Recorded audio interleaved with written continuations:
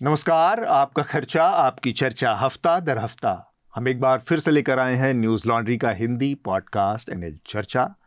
इस हफ्ते चर्चा में कई सारी चीज़ें हैं जिन पर हम बात करेंगे। तीन महत्वपूर्ण चीज़ें जिन पर हमारी खास नज़र होगी, उसमें से है प्रधानमंत्री का राजस्थान के बांसवाड़ा में दिया गया बयान, जिसको हेट स्पीच भी कहा जा रहा है। इसके अलावा एक और महत्वपूर्ण घटनाक्रम है जिस पर हमारी बातचीत नज़र रहेगी, वो है ऑस्ट्रेलिया की एक जर्नलिस्ट अवनी दैस को भारत छोड़कर जाना पड़ा है क्योंकि उनका वीज़ा को लेकर इशू था और सरकार को उनसे कुछ आपत्तियां थी।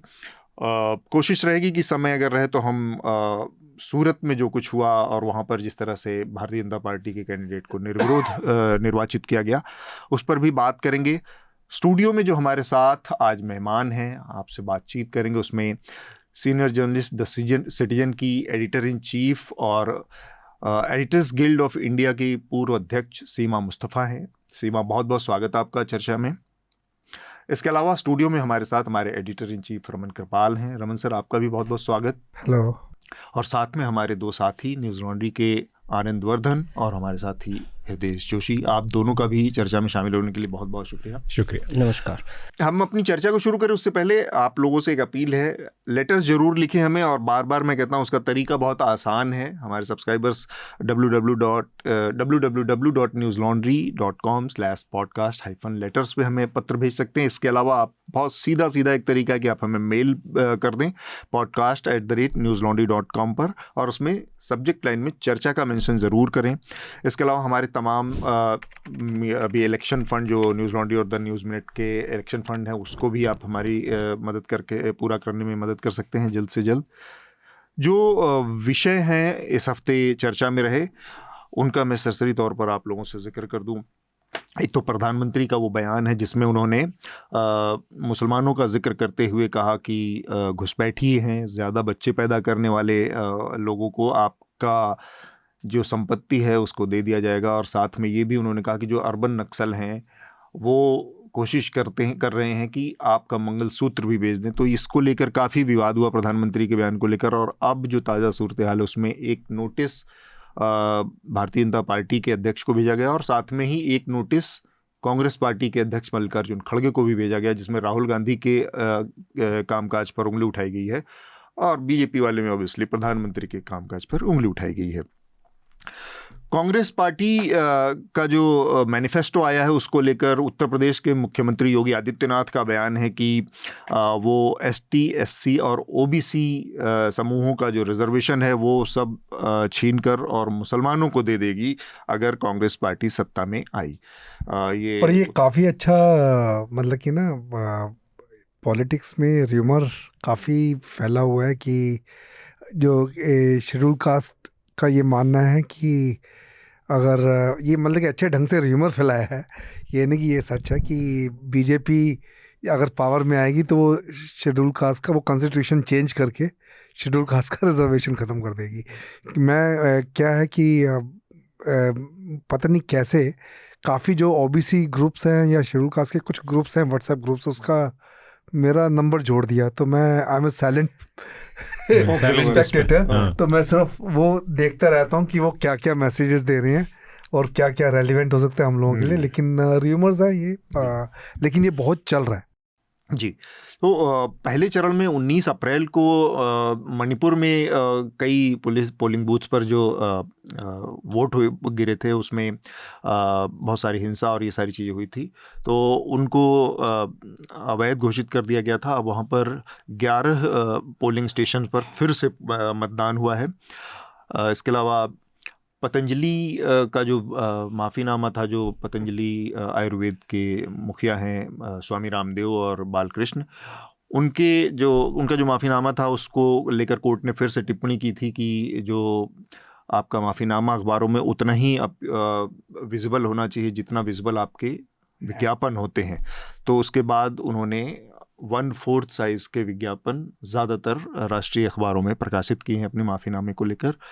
एक ये डेवलपमेंट है। इसके अलावा केंद्र ने FSSAI से जांच का दायरा बढ़ाने को कहा है नेस्ले के मामले में, जिसमें कि ये बात सामने आई थी कि उनका जो एक प्रोडक्ट है सेरेलैक, उसमें शुगर का कंटेंट शायद एक सीमा से ज़्यादा है। इस पर कुछ नहीं, सीमा जो हमारी सीमा है, हाँ। जो हमारे लॉ जो प्रिस्क्राइब करते हैं उससे ज़्यादा ये नहीं गए जी। तो ये, लेकिन वो हमारे लॉ ही गलत है, हमारे लॉज गलत है। और वाकई ही शुगर की मात्रा इतनी है कि बच्चे को अस्वस्थ कर सकते, बहुत अस्वस्थ कर सकती है। इसके अलावा हांगकांग और सिंगापुर से इसी तरह की एक मिलती जुलती खबर आई, जो भारतीय मसालों का एक बहुत बड़ा ब्रांड है MDH, उन्होंने वहाँ पर MDH और एवरेस्ट मसालों को बैन कर दिया था। भारत सरकार ने हांगकांग और सिंगापुर की अथॉरिटीज़ से इस मामले में जानकारी मांगी है कि आखिर क्यों इन मसालों को बैन किया गया है। वेस्ट बंगाल की सरकार, पश्चिम बंगाल की सरकार सुप्रीम कोर्ट में याचिका लगा रही है, क्योंकि वहाँ की हाई कोर्ट है, जो कलकत्ता की हाई कोर्ट है, उसने 25,000 स्कूल टीचरों के नियुक्ति को अवैध घोषित कर दिया था, रद्द कर दिया था।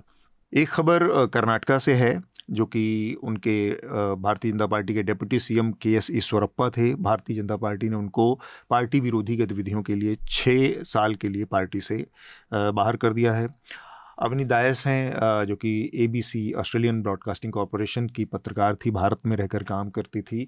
उनका वीज़ा को लेकर कुछ विवाद हुए और सरकार ने आखिर समय तक उनके वीज़ा को रिन्यू नहीं किया। इसके बाद उन्हें भारत छोड़कर जाना पड़ा। सरकार का ये कहना है कि इस बात में सच्चाई नहीं है। सूत्रों के जो MEA, जो हमारे विदेश मंत्रालय, उसके सूत्रों का ये कहना है कि इनके वीज़ा को रिन्यू कर दिया गया था। अवनी दास का ये कहना है कि एकदम आखिरी मोमेंट पर उनको ये जानकारी दी गई, जबकि उनके पास जाने के अलावा कोई विकल्प शेष नहीं बचा था। इसके अलावा सूरत, जो उत्तर गुजरात का एक शहर है, बड़ा औद्योगिक नगर है, वहाँ से एक बड़ी खबर आई है कि मुकेश दलाल, जो कि BJP के उम्मीदवार थे, उनको निर्विरोध निर्वाचित घोषित किया गया है, क्योंकि जितने भी बाकी उम्मीदवार थे उन सब के ने अपने नामांकन वापस ले लिए। और इलेक्शन का पहला रिजल्ट, हाँ, अभी काउंटिंग बाकी तो 1 तारीख को होगी, 4 तारीख को होगी, 4 जून को। लेकिन ये एक नतीजा है जो पहले से ही आ चुका है। और कांग्रेस पार्टी के उम्मीदवार की का जो उसमें नामांकन था खारिज हुआ, वो बड़ा अपने आप में दिलचस्प है। इसके लिए आपको न्यूज़ लॉन्ड्री की बसंत कुमार की एक रिपोर्ट है, उसको पढ़ना चाहिए, और उससे आपको पता लगेगा कि ये चीज़ कितने सुनियोजित तरीके से, ऑर्केस्ट्रेटेड तरीके से अंजाम दी गई। और उसमें संकेत ये मिलता है कि भारतीय जनता पार्टी का एक रोल रहा होगा। पूर्व उपराष्ट्रपति वेंकैया नायडू, मिथुन चक्रवर्ती, उषा उथुप, राम नायक समेत तमाम लोगों को पद्मा पुरस्कारों से इसी हफ्ते सम्मानित किया गया है। और एक खबर और छोटी सी है, जो कि राजस्थान से आई है। अशोक गहलोत, जो पूर्व मुख्यमंत्री थे राजस्थान के, उनके सहयोगी OSD थे, उन्होंने एक प्रेस कॉन्फ्रेंस करके जानकारी दी है कि गजेंद्र सिंह शेखावत, जो कि भारतीय जनता पार्टी के नेता थे और कैबिनेट मिनिस्टर थे, और कांग्रेस नेता सचिन पायलट के बीच जो एक ऑडियो क्लिप वायरल हुआ था साल 2021 में, जब वहाँ पर कंट्रोवर्सी चल रही थी कि सचिन पायलट शायद पार्टी छोड़ेंगे या बगावत करेंगे, वो ऑडियो क्लिप, उनका कहना है कि अशोक गहलोत ने ही टैप करवाकर और उसकी निगरानी करवाई थी और वो लीक हुई थी। तो ये सुर्खियाँ इस हफ्ते की हैं। एक बात मैं इसमें आपकी अनुमति से जोड़ना चाहता हूँ, वो ये कि इस वक्त जब ये चुनाव चल रहा है और काफ़ी लंबा चुनाव है, तो इसमें जो टेम्परेचर है, हीट वेव है, वो बहुत ज़्यादा है। सेकंड फेज़ तक तो जो अभी हो रहा है, जब हम रिकॉर्डिंग कर रहे हैं, इसमें बहुत ज़्यादा प्रॉब्लम नहीं है, लेकिन चौथे, पाँचवें, छठे, सातवें फेज़ में इसका बहुत ज़्यादा असर दिखाई देगा। इसलिए पहली बार ऐसा हुआ है इलेक्शन कमीशन ने, अब उसके कितना इफेक्ट हो बात अलग है, एक टास्क फोर्स बनाई है, जिस टास्क फोर्स में IMD के अलावा डिजास्टर मैनेजमेंट के और बाकी हेल्थ मिनिस्ट्री के लोग भी हैं। लेकिन और वो ये बताएंगे कि हर फेज़ से पहले की क्या सावधानियाँ बरती जानी है, क्या है। लेकिन जो एक्सपर्ट्स हैं जिनसे मैं अभी लगातार बात कर रहा हूँ, उसमें रजिस्ट्रार जनरल ऑफ इंडिया, जो डेथ और बर्थ का हिसाब किताब रखता है, उनका ये कहना है कि उनको भी शामिल किया जाना चाहिए। रजिस्ट्रार जनरल ऑफ इंडिया को शामिल किया जाएगा, क्योंकि किसी शहर में जब कोई महामारी नहीं फैली है, तभी आपको हीट वेव का असर पता चल सकता है, जब आप रोज़ होने वाली डेथ्स को रजिस्टर करके मेटिकुलसली देखें। और कोई तरीका हीट वेव को पता करने का नहीं है। तो ये एक इम्पॉर्टेंट चीज़ है जो हम पहली बार देख रहे हैं कि टास्क फोर्स का गठन। तो हमारी जो आज की बातचीत है इस चर्चा में, उसके जो 3 सबसे महत्वपूर्ण विषय हैं, उसमें से सबसे महत्वपूर्ण विषय है देश में चल रहे लोकसभा के चुनाव, और उस लोकसभा चुनाव में नेताओं के लगातार एक के बाद एक आने वाले जो बयान हैं। हृदय जोशी मेरे मित्र हैं, इन्होंने एक टर्म कॉइन किया है कि देश में हीट वेव और हेट वेव दोनों एक साथ चल रही है। तो ये उसको थोड़ा विस्तार में जाकर एक्सप्लेन करेंगे बाद में। प्रधानमंत्री का एक बयान पिछले हफ्ते आया है जिसमें वो राजस्थान के बांसवाड़ा में लोगों को संबोधित करते हुए उन्होंने कुछ ऐसी बातें कही जिसको कि हेट स्पीच की दायरे में रखा गया। बहुत विरोध हुआ। उन्होंने वहाँ पर सीधे सीधे मुस्लिम समुदाय का नाम लिया और उनको घुसपैठिए, ज़्यादा बच्चे पैदा करने वाला कहा और बताया। इसके अलावा भी लगातार उसके बाद भी उनका वो जो बयान है उस तरह के उस जारी रहे। उसके बाद उन्होंने बजरंगबली और हनुमान जी को उसमें खींचा कि किस तरह से हनुमान चालीसा पढ़ने वालों को अपराध घोषित कर दिया गया और ये सारी चीज़ें लगातार चल रही हैं। मोदी का पहले फेज़ के बाद जो बयान आया है, मैंने इसको थोड़ा सा जो समझने की कोशिश की, मुझे लगा कि दो चीज़ें इसमें हैं। एक तो जो पहले चरण की 102 सीटों पर जो चुनाव हुआ उसका थोड़ा सा हम माइक्रो एनालिसिस जब आंकड़ों की करते हैं तो ये दिखता है कि 2019 के मुकाबले इन सभी सीटों पर मतदान कम हुआ है और उसमें करीब 4 से 5% की गिरावट है। और उसमें भी जब थोड़ा सा और इसकी परत को हम देखें तो जो इसमें से बीजेपी ने जो सीटें जीती थी उनका जो प्रतिशत है गिरावट का वो ज़्यादा है बनिस्बत जो विपक्ष के पाले में इसमें से जो सीटें थी उसमें गिरावट का परसेंटेज कम है। तो एक ये चीज़ हो सकती है कि प्रधानमंत्री को लग रहा होगा कि जो वोटर है, जो कोर वोटर है, वो निकल नहीं रहा है उसको, तो उसको कंसोलिडेट करना, पोलराइज करना एक उसकी रणनीति हो सकती है। और दूसरा उनका अपना एक कोर मुद्दा भी है जो लगातार दिखता है कि एक लार्जर जो कांग्रेस पार्टी बहुत एग्रेसिव एक स्टैंड पे इस समय चल रही है सोशल जस्टिस के मुद्दे पर, कास्ट और सेंसस और ये सारी चीज़ें, उसमें शायद एक डर ये पैदा हुआ कि अगर वो चीज़ कहीं लोगों के दिमाग में बैठ जाती है तो वो जो लार्जर अम्ब्रेला आरएसएस और बीजेपी ने बनाया हिंदुत्व का, हिंदुओं को एक छाते के नीचे लाने का, उसमें कहीं विघटन या बिखराव पैदा होता है तो उससे भी नुकसान हो सकता है। तो उस लार्जर अम्ब्रेला को जो उन्होंने बनाया उसको भी कंसोलिडेट करने के लिए इस तरह की शायद स्पीच दी है। लेकिन आई एम श्योर ये इसके अलावा भी बहुत सारी चीज़ें कंसिडरेशन में होंगी। सबसे पहले मैं चाहूँगा सीमा आप अपनी बात रखें कि इसको कैसे देखती हैं, ये सिर्फ हेट का मसला है या इसके पीछे बहुत एक सोची समझी श्रूड पॉलिटिकल स्ट्रेटजी है? ये तो शुरू से है कि एक श्रूड स्ट्रेटजी है, क्योंकि पोलराइजेशन एक आइडियोलॉजी है और डिवाइड एंड रूल और लोगों को कम्युनलाइज द सिचुएशन, पोलराइज करो, तो ये तो एक तरीके की थिंकिंग है जो हम लोग काफी 10 साल से या बहुत सालों से देख रहे हैं। और अब ये जो इलेक्शन में जो अटैक था, जो आप बात कर रहे हैं कि शायद कुछ इंडिकेशंस आ रहे हैं कंस्टिट्यूएंसी से कि उस तरीके की वोटिंग नहीं है जैसे पहले थी बीजेपी के लिए, तो पोलराइज करना ज्यादा जरूरी है। और इसलिए उन्होंने, प्राइम मिनिस्टर ने बहुत ज्यादा खुल के ये बात की है। बट द पॉइंट खाली ये नहीं है कि आप इलेक्शंस हम लोग सब कहते हैं कि बहुत इंपॉर्टेंट हैं, पर जब अगर आप ऐसी मीन्स अडॉप्ट करेंगे इलेक्शन जीतने के लिए तो कंट्री को बहुत नुकसान होता है, लोगों को बहुत नुकसान होता है, एक इनसिक्योरिटी बढ़ती है और एक कम्युनिटी की नहीं सबकी बढ़ती है, क्योंकि आप इसको खड़े में नहीं कर सकते। हेट या डिवाइसिवनेस या वायलेंस वो सब स्पिल आउट करता है and it impacts on everybody. So वो अब दिख रहा है, जो आई थिंक बहुत ही अनफॉर्चुनेट है इस वक्त जब इलेक्शन में सब लोग हैं और सब लोग कोशिश कर रहे हैं कि अपने मेरिट से और अपनी वर्थ से आगे बढ़े। इसमें थोड़ा सा एक अपडेट ये है कि इलेक्शन कमीशन ने कल देर से काफ़ी इस मामले में 2 नोटिसेस भेजी हैं, एक कांग्रेस पार्टी को और एक भारतीय जनता पार्टी के राष्ट्रीय अध्यक्ष जेपी नड्डा को, और उस नोटिस के जरिए उन्होंने जवाब मांगा है। एक चीज़ ये दिखाता है कि इलेक्शन कमीशन उस तरह से जब इलेक्शन को लेकर निष्पक्ष या पारदर्शी नहीं है जितना उसको होना चाहिए। दूसरी चीज़, जब वो एक्ट कर रहा है तो उसके एक्ट में बजाय मेरिट होने के एक मंकी बैलेंसिंग दिखती है कि अब मोदी के ऊपर चूंकि चारों तरफ से घिर गए हैं बहुत ज़्यादा, चूंकि उनके पास बचाव का रास्ता नहीं है, तो अब वो मोदी को भेजो या बीजेपी को भेजो तो साथ में कांग्रेस, राहुल गांधी और मल्लिकार्जुन खड़गे को भी नोटिस भेज दो ताकि ऐसा ना लगे कि बुरा लग जाए किसी को। मतलब एक काइंड ऑफ बैलेंसिंग एक्ट। उस पर मैं इलेक्शन कमीशन के इस रवैये को भी थोड़ा समझना चाहता हूँ। जी, नहीं, ये रवैया तो खैर उस वहां से शुरू होता है जब से परसेप्शन एक इंस्टीट्यूशन का बिगड़ता है, और लोगों का जो परसेप्शन है इलेक्शन कमीशन के बारे में वो बिगड़ गया है, क्योंकि जिस तरीके का इंटरफेरेंस रहा है अपॉइंटमेंट्स में, जैसे लोगों को अपॉइंट किया गया है, पोजीशंस नहीं ली गई हैं, जहां जहां बोलना चाहिए वहां नहीं बोला है, ये आज नहीं, ये पिछले इलेक्शंस में भी, पिछले 2-3 इलेक्शन, स्टेट इलेक्शंस में election commission has not come through कि एक वाइब्रेंट इंस्टीट्यूशन है जो वोटर की राइट को प्रोटेक्ट कर रहा है, बल्कि लगता है कि वो रूलिंग पार्टी की राइट को प्रोटेक्ट कर रहा है। और ये इलेक्शन कमीशन की में खामी थी, और ये पहले भी थी, ये भी मैं कहना चाहती हूँ। मैंने बहुत इलेक्शंस कवर किए हैं over the decades, and on end of election commission काफी वॉबली रहा है। और जब इलेक्शन कमिश्नर स्ट्रांग रहा है, जैसे सेशन की अगर बात करें या इनको की, तब उन लोगों ने एक तरीके की एक वाइब्रेंसी इस इंस्टीट्यूशन में लाई जी।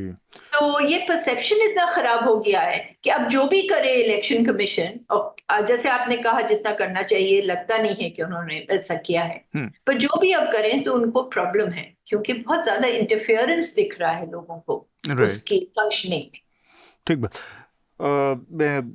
रमन सर, ये जो पूरा कंट्रोवर्सी हुई और वो बयान देखा आपने, तो मोदी का, उसको एक बड़ा ऊपर से बात चली कि कुछ लोग उसको विशफुल थिंकिंग भी कह सकते हैं। लोगों को लगा कि क्या ऐसा हो रहा है, कुछ एंटी वेव चल रही है, कुछ इंडिया शाइनिंग जैसा हो गया। अचानक से मोदी को ये सब करने की क्या ज़रूरत पड़ गई? सबका साथ, सबका विकास और सबका विश्वास और ये सब नारा देने के बाद अब वो अपनी किसी योजना को नहीं गिना रहे हैं, किसी पब्लिक रैली में किसी अचीवमेंट को नहीं गिना रहे हैं। 5 साल के या 10 साल के अपने कामकाज में बहुत सारी चीज़ें उन्होंने की हैं, बहुत सारी अच्छी बुरी, वो तो एक दूसरी चीज़ है, लेकिन उनको गिनाने का वो होता है, वो उनका जिक्र नहीं करते। उस पे उसके बजाय ज़्यादातर हिस्सा कम्युनलिज्म और हिंदू मुसलमान इमोशनल मुद्दों को है। एक इमोटिव मुद्दा ज़्यादा उनके दिमाग में चल रहा है हमेशा। नहीं, जब इलेक्शन हो रहा है तो स्ट्रेटजी को 2 लेवल पे बेसिकली हर एक पार्टी यूज़ करती है। एक मैक्रो लेवल होता है, एक माइक्रो लेवल होता है। तो मैक्रो लेवल पे ये जो पोलराइजेशन है ये तो शुरू से है। मतलब पोलराइजेशन करना है, उसको कब यूज़ करना है, कब नहीं करना है, तो वो पार्टी समय समय पे सोचती रहती है। और डेवलपमेंट, मैं नहीं समझता कि डेवलपमेंट बैक सीट कर गया, कि पैरेलली सब कुछ चल रहा है। लेकिन हाँ, पोलराइजेशन थोड़ा डोमिनेट किया, क्योंकि पीएम ने एक ऐसा चीज़ बोल दी कि वो बिल्कुल ही हेट स्पीच में काउंट होता है। उसके तो इसीलिए पोलराइजेशन को ये कहना कि सिर्फ पोलराइजेशन डोमिनेट कर रहा है, ऐसा नहीं है। पोलराइजेशन है, साथ में वो डेवलपमेंट भी अपना गिना रहे हैं। चाहे वो आप एड्स देख लीजिए, न्यूज़पेपर एड्स देख लीजिए, रेडियो स्पोर्ट्स देख लीजिए। रेडियो पे अगर आप रेडियो सुनेंगे तो उसमें भी लगातार आ रहा है, और टेलीविज़न में भी इनके आ रहा है। लेकिन सबसे इलेक्शन कमीशन इसको कैसे हैंडल करता है, जैसे आपने बताया नोटिस दिए हैं, तो इसमें एक क्लियर, पहले इंडिविजुअल्स को नोटिस दिया जाता था, तो इस बार पार्टीज़ को दिया है। और साथ में इलेक्शन कमीशन ये कह रही है कि भाई पार्टीज़ अपने जो स्टार कैंपेनर्स हैं उसको संभाल के रखे। तो मतलब इंडिविजुअल ने क्या बोला, इससे पहले तो इंडिविजुअल को देते थे, उसकी अकाउंटेबिलिटी फिक्स नहीं की। अब पार्टी को तो बहुत क्लियरली दिख रहा है कि इलेक्शन कमीशन एक वार्निंग पार्टी को दे के, उसको छोटा मोटा वार्निंग देके उसको इस मामले को ख़त्म करेंगे। तो ये बहुत क्लियरली दिखाता है कि इंस्टीट्यूशंस किस हद तक वीक हो गई हैं। तो ये भी दिखाता है ये। आनंद, मेरे ख्याल से इलेक्शन कमीशन इसमें 2 चीज़ है इसमें कि मैंने पहले भी कहा है कि इलेक्शन कमीशन के पास जो MCC है, मॉडल कोड ऑफ कंडक्ट है जी, उसमें लीगल तिथ नहीं है, और ये इलेक्शन कमीशन ने खुद चुना है। 2013 में एक पार्लियामेंट्री कमेटी ने रिकमेंड किया था कि रिप्रेजेंटेशन ऑफ पीपल एक्ट जो है, जो जनप्रतिनिधित्व कानून है, वो जो है उसमें जो सज़ा दी जा सकती है क्रिमिनल कोड्स के अंतर्गत, वो जो है इलेक्शन कमीशन उसको ऑप्ट करे। मैंने पहले भी समझाया है कि इलेक्शन कमीशन की रीजनिंग थी कि अगर कुछ मुख्य पार्टियों या उनके स्टार कैंपेनर्स वगैरह को रोक दिया जाए तो ये चुनाव की प्रक्रिया जो है वो अप्रत्याशित तरीके से बाधित हो जाएगी। हाँ, मतलब कि वो कृत्रिम हो जाएगी और वो फिर चुनाव का कोई मतलब नहीं रहेगा। दूसरा था कि अगर हम कानूनी प्रक्रिया में चले जाएं तो इलेक्शन कैलेंडर डिसरप्ट होगा। एक जो है, अब चूँकि क्रिमिनल प्रोसीजर में आएगा तो जो जिस पर वो आरोप लगेगा वो भी फाइट करेगा, उसको डिफेंड तो करेगा कि मैं ऐसा नहीं, तो हमें कोर्ट के चक्कर काटने पड़ेंगे, उससे इलेक्शन कैलेंडर जो डिसरप्ट होगा। इसलिए एमसीसी में अगर लीगल तिथ नहीं है तो वो इलेक्शन कमीशन ने खुद चुना है और इस सरकार के आने के पहले चुना है 2013 में। एक दूसरा तरीका इलेक्शन कमीशन के पास है जो कि ज़्यादा रेडिकल हो जाएगा, जो 1968 का इलेक्शन सिंबल जो रूल्स है उसमें किसी पार्टी की जो है मान्यता रद्द की जा सकती है, वो सिंबल विड्रॉ करके वगैरह। लेकिन उसका भी कारण वही है जो मैंने पहले बताया कि वो है।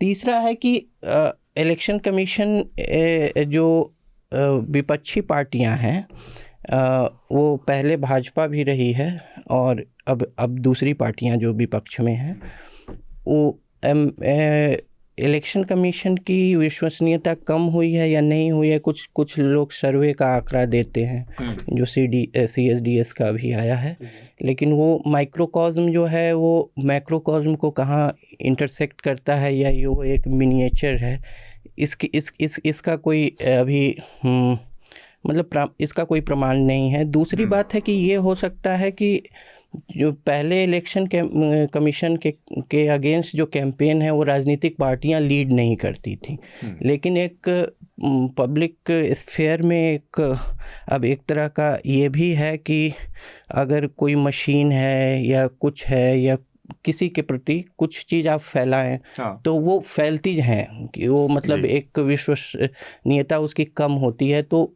पब्लिक स्फेयर में एक नया स्ट्रैंड भी है। अब दूसरी बात स्पीच पे है। स्पीच की बिल्कुल। तो स्पीच पे जैसा सभी लोगों ने बोला, मैं इसको दो तरह से देखता हूँ कि एक उसमें एक एसेंशियल पॉइंट है, एक इमीडिएट पॉइंट है। एसेंशियल पॉइंट जैसा कि कुछ लोगों ने इशारा किया कि वो जंग संघ के समय से जो कोर पॉलिटिकल कॉन्स्टिट्यूएंसी है इस पार्टी की, उसमें एक है कि तुष्टीकरण का सार उसमें बहुत है कि, और वो उसी स्कूल से वर्तमान प्रधानमंत्री भी आए हुए हैं, तो तुष्टीकरण उनका एक कोर मुद्दा रहा। इनफैक्ट ये बयान देने के पहले भी उन्होंने कांग्रेस के मैनिफेस्टो को मुस्लिम लीग मैनिफेस्टो कहा था, तो उस ओर इशारा उन्होंने पहले भी किया था, वहाँ दूसरे शब्दों में और ज़्यादा स्पष्ट ढंग से कहा। और इसमें एक और है कि जैसे कि CAA को उन्होंने जो रिलीजियस प्रोसिक्यूशन में मुस्लिम्स को बाहर रखा, उसमें एक यही था कि जो वहाँ जो बॉर्डर राज्य हैं उसमें ऐसा है कि ये भाई सिर्फ इकोनॉमिक कारण से आ रहे हैं, रिलीजियस प्रोसिक्यूशन से नहीं आ रहे हैं, घुसपैठिए हैं और यहाँ के डेमोग्राफी को ऐसे चेंज करेंगे। तो एक तरह का CAA का भी पिचिंग है ये कि ये घुसपैठिए हैं और इसके इकोनॉमिक इसका एक रीजनिंग देना। दूसरा जो एक इनका है कि एक और शब्द क्या यूज़ किया था, घुसपैठिया ज़्यादा बच्चे पैदा डेमोग्राफी पर। हाँ, वो तो दोनों उसी तरह है। मैं रमन सर से सहमत हूँ कि ये सिर्फ एक डेस्परेशन में नहीं है। मेरे ख्याल से कि कोई भी जो कोर कंसोलिडेशन जो है वो उन्होंने कई चीज़ों को सम्मिलित किया है। अभी उसके अगले ही दिन जो अलीगढ़ में है, अब अलीगढ़ में भाषण देते हुए उन्होंने मुस्लिम समुदाय के लिए हमने क्या किया है ये गिना रहे थे कि हमने जो हज का कोटा बढ़ा दिया, ये कर दिया, और दूसरे पार्टियों ने सिर्फ इनका तुष्टीकरण किया है, हम लोगों ने इस समुदाय का कल्याण किया है। तो वो कॉन्टेक्स्ट के अकॉर्डिंग भी जो है कल्याणकारी जो योजनाएं हैं उसको भी पिच कर रहे हैं। तो दोनों चीज़ का मिश्रण है इसमें। ठीक बात। एक चीज़ बस मैं इसमें वो करूँगा, जो इलेक्शन कमीशन वाली बात आई कि इलेक्शन कमीशन के पास टीथ है नहीं है, वो एक डिफरेंट इशू है, लेकिन इलेक्शन कमीशन हमने देखा है कि लोगों को बैन कर देता है 3 दिन प्रचार करने से, 2 दिन प्रचार करने से, इमीडिएटली बहुत सारी चीज़ें। टीथ है नहीं है, ये डिफरेंट इशू है, लेकिन इलेक्शन कमीशन अपने दायरे में जो रहकर कर सकता था वो उसने नहीं किया, इसलिए जो परसेप्शन या विश्वसनीयता का संकट है वो बहुत बड़ा संकट बनता जा रहा है। हृदेश, आप अपनी बात रखें इस पर। और फिर इसमें एक चीज़ है कि डिस्क्रिशन आपको क्या होता है जब आपके पास एक से ज़्यादा ऑप्शन हो। डिस्क्रिशन का मूल परिभाषा यही है। तो उसमें इलेक्शन कमीशन ने अभी कहा है कि कुछ स्टार कैंपेनर्स को इंडिविजुअली हम कर सकते हैं और कुछ को पार्टी के तहत करेंगे, लेकिन उन्होंने ये बात जोड़ी है पार्टी को नोटिस देते हुए कि जो हाई कॉन्स्टिट्यूशनल पोजीशंस पे हैं या पार्टी में भी जो उच्च पदों पर हैं उनकी जिम्मेवारी ज़्यादा है। तो और एक और उसमें है कि उन्होंने किसी का नाम भी नहीं लिया है एक बार 2019 में जो है प्रधानमंत्री के खिलाफ जो शिकायत आई थी उसको कुछ दिन के बाद खारिज कर दिया था। एक है कि वेस्ट बंगाल जो है, वेस्ट बंगाल चुनाव में अमित शाह को मेरे ख्याल से 2 दिन के लिए बैन किया था वेस्ट बंगाल वाले विधानसभा। नहीं, मैं पहली बात ये कहना चाहता हूँ कि और मैं कुछ चीज़ें नहीं बोलूँगा, मेरे कई बार बहुत स्ट्रॉन्ग व्यूज़ होते हैं इसमें। इलेक्शन कमीशन को याद दिलाने की ज़रूरत है कि वो एक कॉन्स्टिट्यूशनल बॉडी है, वो एक वैधानिक बॉडी नहीं है, वो संविधान से पैदा हुई बॉडी है। पहली सवाल तो ये है। तो थोड़ा सा प्रोफेशनल प्राइड भी उनके काम में दिखना चाहिए कि वो क्या कर रहे हैं। दूसरी बात ये, प्रधानमंत्री का जो रिकॉर्ड रहा है, मैं सिर्फ इसलिए कह रहा हूँ क्योंकि ये बहुत ऑब्वियस है, इसको ना भी कहा जाए तो भी, वो प्रधानमंत्री होते हुए कई बार उन्होंने ऐसे काम किए हैं जो ऑब्वियसली, जैसे 2019 में जब सारे फेज़ की पोलिंग ख़त्म हो गई, लास्ट फेज़ की पोलिंग बची थी शायद, तो वो केदारनाथ जाके प्राइम मिनिस्टर का हेलीकॉप्टर लेके बैठ गए थे और वहाँ पर तपस्या करने लगे थे।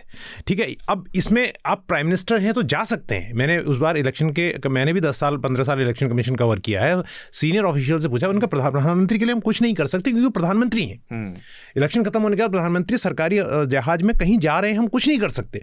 वो प्रचार तो नहीं कर रहे हैं, लेकिन वो केदारनाथ जाके बैठ गए, विच वॉज एब्सोल्युटली टोटली एक तरह से अपने पद का दुरुपयोग था। अगर पोलिंग से, लास्ट फेज की पोलिंग से पहले एक मंदिर में बैठे हुए तपस्वी के रूप में दिखाई देंगे तो इसका क्या मतलब है, सबको मालूम है। तो ये थोड़ी सी जो हया है वो तो प्रधानमंत्री या किसी भी इस पद पर बैठे हुए व्यक्ति को दिखानी चाहिए। इसके आगे मैं नहीं बोलूँगा, लेकिन जो बात आपका इशारा आपने किया कि इस तरह की स्थितियां हुई हैं जब इलेक्शन कमीशन ने रोक लगाई है, फटकार लगाई है, और उसने वो करने के बजाय क्या किया कि डाइल्यूट कर दिया कि डायरेक्ट प्रधानमंत्री को भेजने पे जो हेडलाइंस बनती या जो असर होता, उसके बजाय आप उसको भेज रहे हैं अध्यक्ष को, जो कि एक ही बहुत ही साइडी फिगर हो गए हैं, चाहे वो इस पार्टी के अध्यक्ष हैं उधर हो।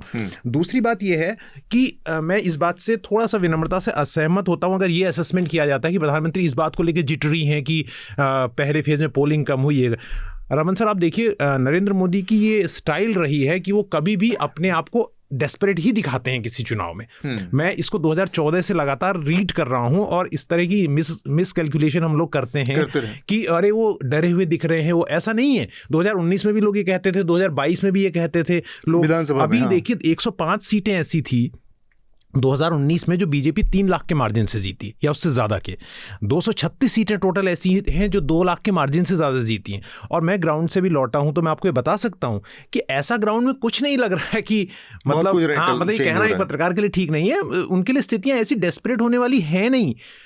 वो जो बार बार ही is a kind of player जो इस तरह की स्थिति को एक भी इंच ज़मीन छोड़ना नहीं चाहते। मिसाल के तौर पर अगर मध्य प्रदेश, झारखंड और छत्तीसगढ़ को लेंगे तो 54 में से 50 सीटें बीजेपी ने पिछली बार जीती थी। 1 सीट छत्तीसगढ़ में, 1 मध्य प्रदेश में और 2 झारखंड में उन्होंने हारी थी। 54 में से 50 सीटें जिस जगह पार्टी ने जीती हैं वहाँ पूरा जोर पार्टी ने लगाया हुआ है कि दोबारा वो एक भी सीट और कम नहीं होने देना चाहती, नतीजे चाहे जो भी हों। तो उसमें ये समझ में आता है। और उसके बाद जो बाकी बातें कही है मैं उसको रिपीट नहीं करना चाहता। बाकी देश का अनुभव भी जानेंगे रमन सर से पहले। हाँ, नहीं, 2 चीज़ें मैं ऐड करना चाहता हूँ कि चाहे कुछ भी हम विश्लेषण करें, चाहे तुष्टीकरण की बात करें, चाहे वो डेस्परेट है या नहीं है, बट बॉटम लाइन यही है कि वो हेट स्पीच थी। यस, नंबर एक तो मैं ये पहली बार नहीं किया है, इन्होंने कई बार कर चुके हैं।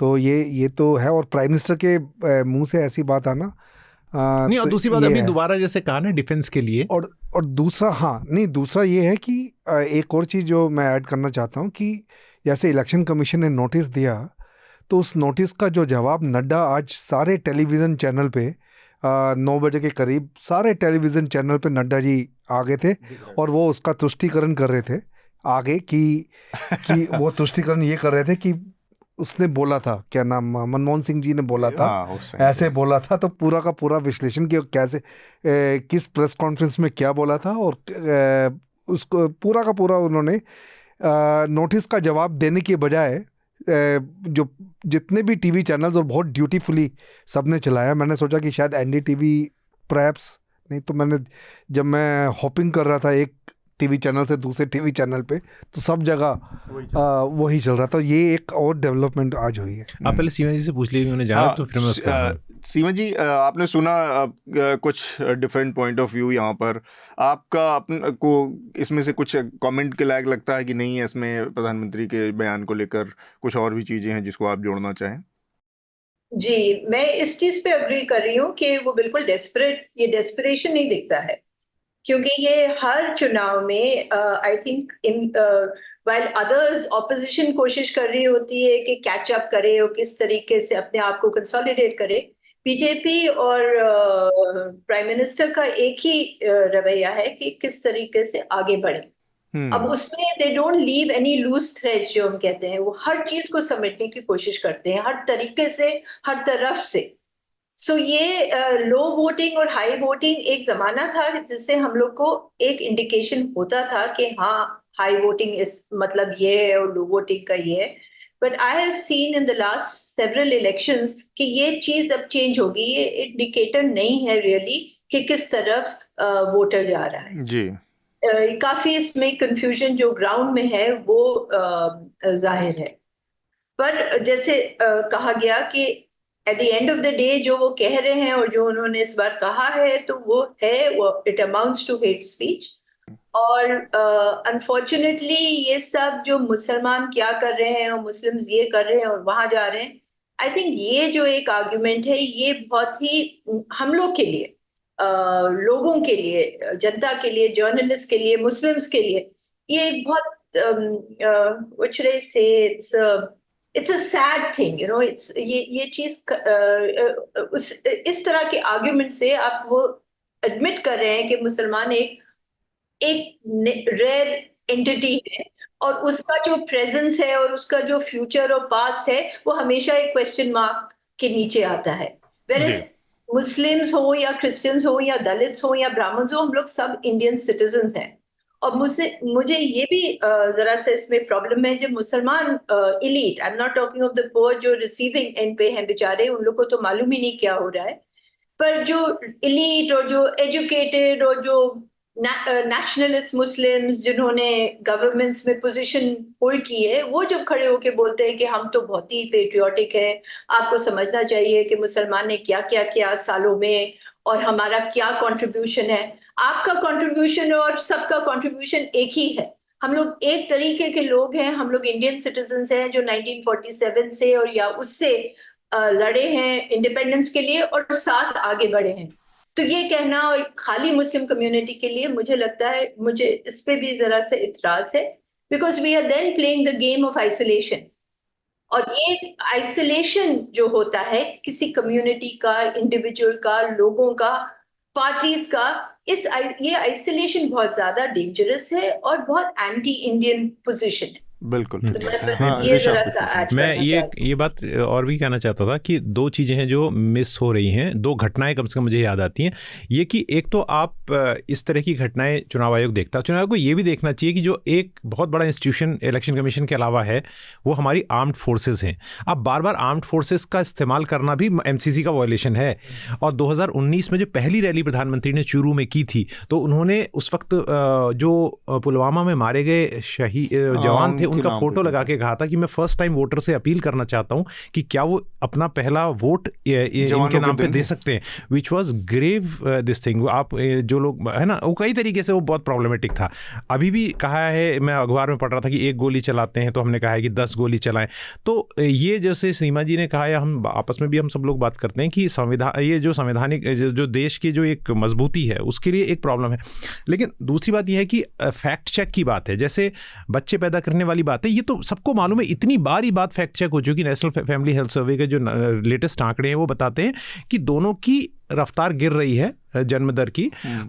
मुस्लिम्स में भी उसमें थोड़ा कम रफ्तार से गिर रही, पर गिर रही है, मतलब बच्चे पैदा करने की रफ्तार कम हो रही है। तो अब प्रधानमंत्री जो वो रिपोर्ट जो आई है उसके तो सरकार से आई है ना, तो उसके मुखिया तो प्रधानमंत्री हैं, तो आपका एक महकमा एक रिपोर्ट जारी कर रहा है और आप उसको पता है आपको, तो ये भी एक थोड़ा लगता है कि से कुछ आप जोड़ना चाह रहे हैं? नहीं, बस वही जो दकियानुसी ख्याल है सालों से चले आ रहे हैं उनको, और जो लोगों के माइंडसेट में है उसी को बढ़ावा दे रहे हैं। मतलब कि अगर ये बोल दिया बच्चे वाली बात, ये किसी ज़माने में हमारे पुराने लोगों से सुना था कि मुस्लिम, कितना स्ट्रांग है कि पीढ़ी दर पीढ़ी इसको लगातार आगे बढ़ाया जा रहा है। मतलब प्रधानमंत्री के पद से अगर इस तरह का, यही मेरा अगला सवाल चूंकि था इस पूरे विषय पर कि एक जो कॉन्स्पिरेसी थियरी और मिस इन्फॉर्मेशन है, इसका जो इस्तेमाल लगातार धड़ल्ले से हो रहा है। जैसे 2 चीज़ें हमारे सामने आई इसी उसमें, एक तो ये कि मुसलमान ज़्यादा बच्चे पैदा कर रहे हैं और वो एक दिन ऐसा होगा कि व्हाट्सएप में तमाम चल रहा है कि हमको अल्पसंख्यक बना देंगे कब जाके। एक तो ये कि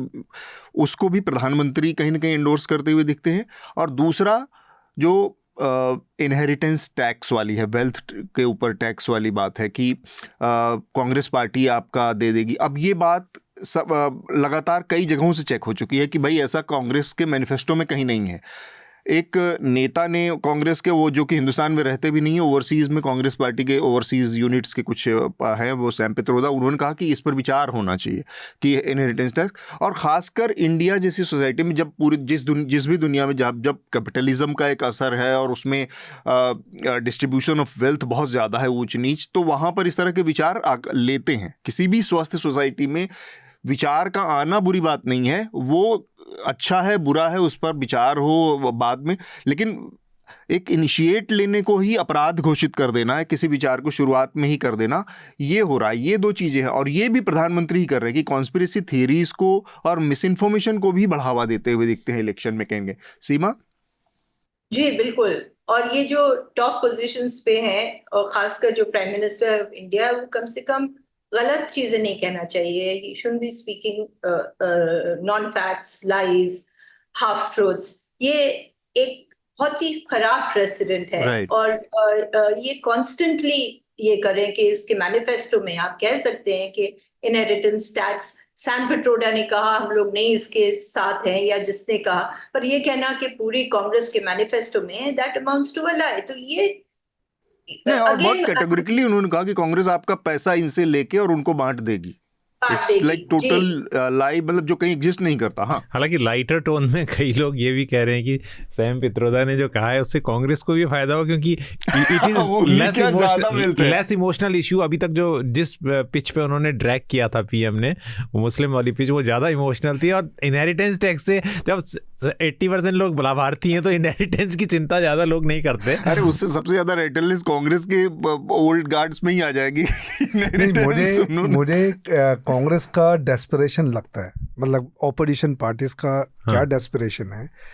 अगर ये भी दूध के धुले तो नहीं है। नहीं, बिल्कुल भी नहीं। ये हमेशा कॉर्पोरेट्स के साथ रहे हैं। अभी ये जो सोशल जस्टिस का ये जो नारा लगा के, क्योंकि अभी एक ऐसी सिचुएशन आ गई है कि बीजेपी के बाहर जितने पॉलिटिशियंस हैं उनका इंटरेस्ट हर्ट हो रहा है, पावर में नहीं है 10 साल से, और बाकी जो भी पॉलिसी इसने ईडी ये सब जो पीछे पड़े हैं, तो इनका सबका इंटरेस्ट हर्ट हो रहा है।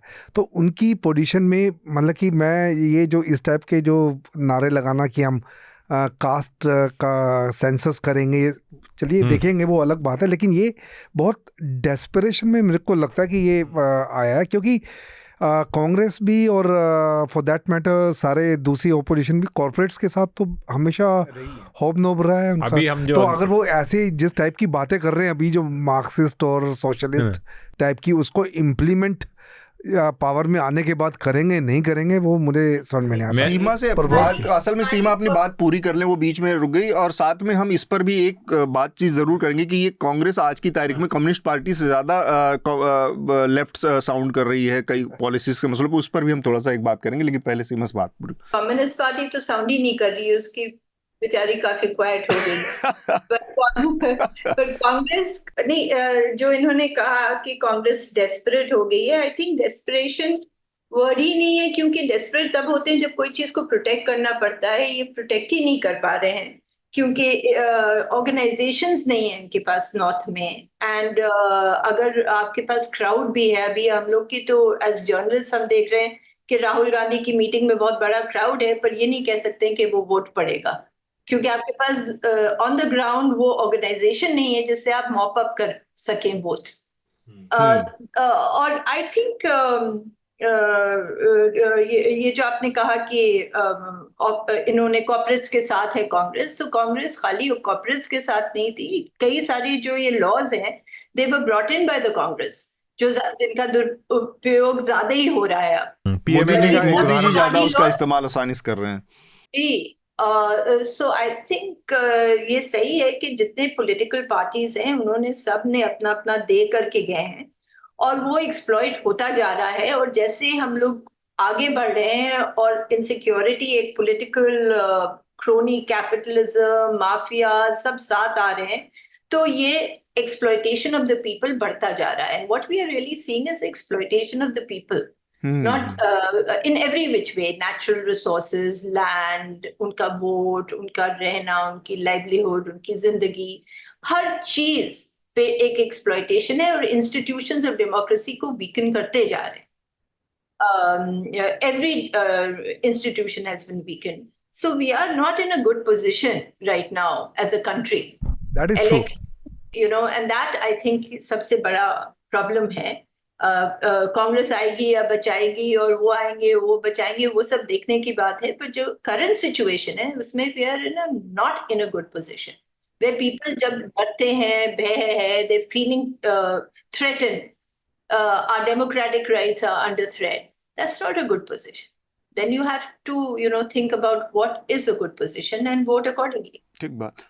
सीमा हमारे साथ इसी 11:35 तक ही इतना ही समय था हमारे साथ रहने के लिए। बहुत बहुत शुक्रिया हमसे जुड़ने के लिए सीमा। अगर आप हमारे जो दर्शक हैं, जो हमारे लिसनर्स हैं, उनको कुछ रिकमेंड करना चाहें पढ़ने के लिए, लिखने के लिए कुछ, तो वो क्या करेंगे सीमा? पढ़ने के लिए नहीं, पर मूवी मैंने अभी देखी है 2 दिन पहले। अनफॉर्चुनेटली मैंने I missed it in the halls, anatomy of a fall. I think it's an excellent film. Anatomy of a है अंग्रेजी की, पर जरूर देखें। What's the name of the film? Can you say it again? Anatomy of a Fall. Okay. of a fall. Okay. Of a Fall. जी। FALL. जी। Thank you हमसे जुड़ने के लिए सीमा आपका। Thank you. आनंद, आप कुछ इसमें जोड़ना चाह रहे थे? हाँ, मैं कह रहा था कि जो चुनाव में जो भाषण होता है, हाँ, वो सेमिनार रूम का भाषण नहीं होता है। अगर आप कुछ किसी को सामग्री दीजिएगा स्पिन करने के लिए, वो मिस इन्फॉर्मेशन से हो, रेटोरिक से हो, तो वो करेगा। और सामने वाला स्पिन मास्टर हो तो हाँ, करेगा ही करेगा। और वो सभी पार्टियां करती हैं। कुछ ऐसा मटेरियल दे दीजिएगा तो अब आने से आपका ये सब खत्म हो जाएगा। कांग्रेस भी करती है, भाजपा भी करती है। भाजपा हो सके आपके अनुसार ज़्यादा करती हो, लेकिन करती है। मेरे अनुसार, आपके अनुसार बताइए। तो आप तो सामग्री अगर आप दीजिएगा कुछ भी, तो चुनाव का मंच जो है सेमिनार रूम और यूनिवर्सिटी लेक्चर का मंच नहीं है। वो रैलियों में तो ऐसी ऐसी बातें बोलते हैं लोग। तो स्पिन है, जैसे एपोक्रिफिकल स्पिन एक है कांग्रेस का कि अब सब कुछ नष्ट हो गया है, सब कुछ खत्म हो गया है, संविधान खत्म हो जाएगा, लोकतंत्र खत्म हो जाएगा। हाँ, अब सब कुछ खत्म हो गया है, बस अंधकार के युग में हम अब बस मरने ही वाले हैं, तो मृत प्राय हैं। तो ये भी एक है। तो ये स्पिन, चुनावी रैलियाँ स्पिन का है, तो मिस इन्फॉर्मेशन ये सब है उसमें। लेकिन मटेरियल जो है मटेरियल इसीलिए सेंसिटिवली वर्डेड होना चाहिए। अगर हम अपना ही वर्ल्ड देखें, जो जर्नलिज्म का वर्ल्ड है, 35 साल से काम कर रहे हैं, ऐसी सिचुएशन कभी नहीं देखी। नहीं, ये ऐसी सिचुएशन जो इसलिए पिछले 5 साल में जो सिचुएशन देखी है, मतलब कि अगर कुछ करो तो रेड पड़ जाएगी, अरेस्ट हो जाओगे, ऐसे सिचुएशन कभी नहीं देखी। आपने कोई डेफेमेशन केस, अब तो डेफेमेशन केस भी नहीं पड़ता। मतलब दूसरे तरफ इसको ले गए। मैं कह रहा था कि चुनावी भाषणों में मिस इन्फॉर्मेशन और इंफॉर्मेशन का जो इस्तेमाल है वो बहुत तरीकों से बहुत पार्टियां करती हैं। मैं एक दूसरी चीज़ कह रहा हूँ। दूसरी बात है कि मेरे ख्याल से कांग्रेस का जो ये तथाकथित सोशलिस्ट टर्न है, ये दूसरा मेरे ख्याल से ये पोस्ट मंडल में उनका एक सामाजिक कोएलिशन बनाने का एक नया प्रयास है। क्योंकि एक जो पॉल ब्रेस ने कहा था कि 70 के पहले जो है कांग्रेस का जो सामाजिक संरचना थी उसके सपोर्ट बेस की, वो कोएलिशन ऑफ एक्सट्रीम्स थी। एक तरफ अपर कास्ट, दलित्स और मुस्लिम्स, लेकिन उसमें एक बड़ा तबका जो था वो गायब था, ओबीसीज का, और उसकी राजनीतिक शक्ति को कांग्रेस ने कम नजरअंदाज किया और उसको लोहियावादी पार्टियां, समाजवादी पार्टियां वगैरह से फिर वो क्षेत्रीय पार्टियों में बहुत बल मिला, जो कि कांग्रेस की कीमत पर बढ़ी। और कांग्रेस के कीमत पे बढ़कर उन्होंने खासकर हिंदी पट्टी में उन्हें साफ कर दिया। और अब उसके जो है रिवाइवल के लिए, कांग्रेस के रिवाइवल के लिए वो अखिल भारतीय स्तर पर वो ओबीसी को अपने फोल्ड में लाना बहुत आवश्यक है। और मेरे ख्याल से ये एक दूरगामी उनकी नीति है, कास्ट सेंसस पुश करना, social justice blank books push करना। उससे वो ओबीसी चंक अगर उनके पास आता है, वो मेरे ख्याल से एक ऐतिहासिक भूल जो है या एक ओवरसाइट सुधारने की कोशिश है। और ये मुझे लग रहा है कि क्योंकि 1955 के अवधि कांग्रेस ने तो ऐलान कर दिया था कि सोशलिस्ट पैटर्न ऑफ लाइफ हमारा गोल है। इंदिरा गांधी ने 42वीं कॉन्स्टिट्यूशनल अमेंडमेंट से सोशलिस्ट वर्ड प्रीएम्बल में डाल दिया। तो ऐसा नहीं है कि ये कोई सीक्रेट है कि इनका सोशलिस्ट माइंडसेट है। लेकिन 90 के बाद जो आर्थिक उदारीकरण है, आर्थिक सुधार है, उसके बाद एक नया कॉन्सेंसस देश में इवन मतलब लिबरल इकोनॉमी के लिए बन गया, सब बन गया। लेकिन अब है कि क्रिएशन ऑफ वेल्थ से गरीबी दूर करो, ना कि रिडिस्ट्रीब्यूशन से। ये लिबरल इम्फेसिस है कि नया जो प्रोडक्टिव कैपेसिटीज़ है उसको टैप करो, लोगों में बांटो, नया वेल्थ क्रिएट करो, जो वेल्थ को रिडिस्ट्रीब्यूट नहीं करो, जो सोशलिस्ट मेन प्लैंक है। तो अब वो कांग्रेस उसको पूरी तरह नकारती नहीं है, क्योंकि वो कांग्रेस की ही उपज है। आर्थिक उदारीकरण भी कांग्रेस ने ही पुश किया था, लेकिन नकारती नहीं है। कॉन्सेंसस में ये ही है। लेकिन उनका है कि जो उसको ह्यूमन टच देना है, जो सोशलिस्ट टच देना है, उसमें एक मेरे ख्याल से एक पूल बनाने की कोशिश है जो ओबीसी से। ये इस बात में से मैं एग्री करता हूँ कि इस पूरे फेज़ में पिछले 40-45 सालों में कांग्रेस पार्टी इस दौर से गुजर रही जहाँ पर उसके पास समर्पित जो वोट बैंक था एक भी नहीं बचा। सवर्ण ने अपने दल के रूप में बीजेपी को चुन लिया, ज़्यादातर ओबीसीज भी का भी बड़ा हिस्सा उन्हीं के साथ है, दलितों ने अपनी पार्टियां चुन ली। तो ये जो हिस्सा हुआ, मुस्लिम पार्टियों में भी इस तरह के, मुस्लिमों ने भी इस तरह से अपने अलायंस बनाए। तो कांग्रेस आज की तारीख में जिस डेस्परेशन की बात आप कर रहे हैं वो बहुत साफ है जो सोशल जस्टिस के प्लैंक पे, क्योंकि उनके पास कोई कोर वोट बैंक नहीं बचा जैसे बाकी दलों के पास है, जो बाकी दल जिस तरह से दावा कर सकते हैं। सोशल कोलिशन ही एक तरीका है जिसमें कि उनके लिए थोड़ी उम्मीद बचती है, वो एक चीज़ है। मैं इस बात को कह रहा हूँ कि कांग्रेस की डेस्परेशन या कांग्रेस के पैराडॉक्स, इस पर बहुत सारी बात हो चुकी है। मैं एक शब्द पे बात करना चाहता हूँ क्योंकि उसको मैंने भी बहुत करीब से अध्ययन किया है। दूसरा, Marxism, liberal economy, conservative economy, ये सारी बातें होती हैं। लेकिन एज ए पर्सन हुआ है जो कि मैं गांव से आके दिल्ली में आके मैं फ्लोरिश किया, तो इसमें एक चीज़ है ना कि किसी एक्सट्रीम पे कोई सोल्यूशन नहीं है, राइट। सोशलिस्ट इकोनॉमी की जो बात हम करते हैं या जो हार्डकोर कैपिटलिस्ट इकोनॉमी की जो बात हम करते हैं, इंडिया का फ्यूचर जो है वो मिक्स्ड इकोनॉमी में है, जिसको बहुत समय तक उसकी ध्वजवाहक कांग्रेस रही है, राइट।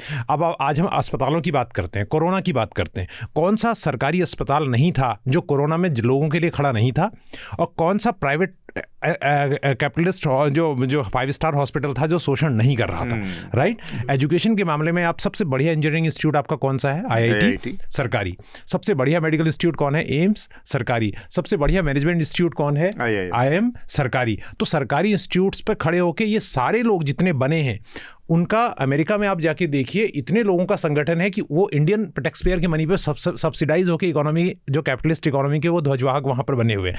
लीमन ब्रदर्स जब हुआ 2008 में, सबसे बड़ा जो मार्केट क्रैश हुआ था, उसके बाद जो जिस तरह से उसको बैंकों को बेल आउट किया गया, वो क्या कम्युनिस्ट तरीका था या कैपिटलिस्ट तरीका था? जनता के पैसे से बैंकों को बेल आउट किया गया। तो to say it is very fashionable to say कि मार्क्सिस्ट है उसको डेनिग्रेट करना, बट द इकोनॉमी में हमारी रूट्स जो हैं, और अभी भी प्रधानमंत्री भले ही उद्योगपतियों के साथ घूमे, और इवन मैं अभी जो अगली स्टोरी फाइल कर रहा हूँ न्यूज़ लॉन्ड्री के लिए, कि अडानी को चाहे राहुल गांधी की सरकार हो छत्तीसगढ़ में, चाहे मोदी की सरकार हो केंद्र में, दोनों सपोर्ट करते हो, लेकिन जब चुनाव जीतना है तब आप लाभार्थी की बात करेंगे, गरीबी की बात करेंगे। गरीबी को हर किसी ने बनाया है, सोशलिज्म का फायदा हर कोई उठाया है।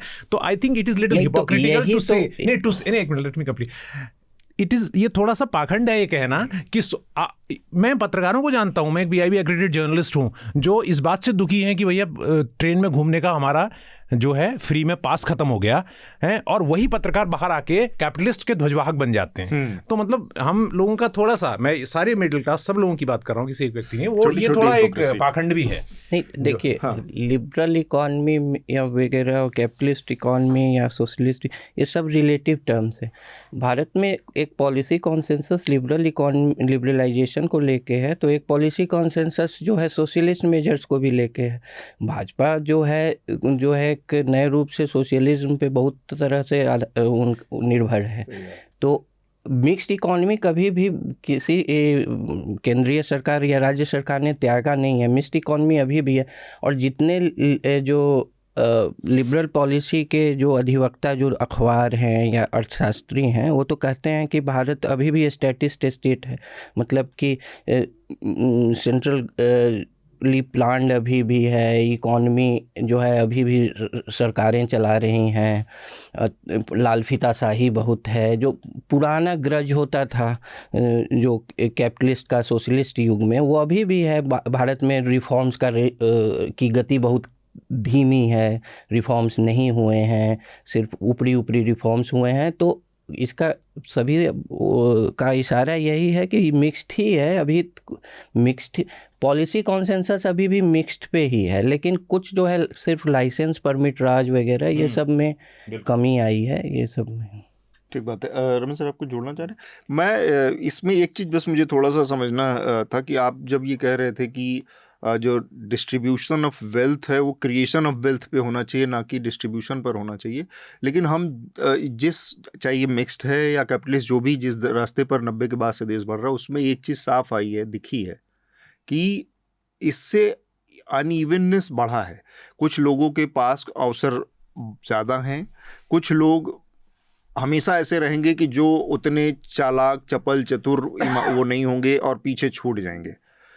आप लाख कोशिश कर लीजिए कि वो आप भाई वेल्थ क्रिएटर बन जाए, नहीं बन सकता हर आदमी।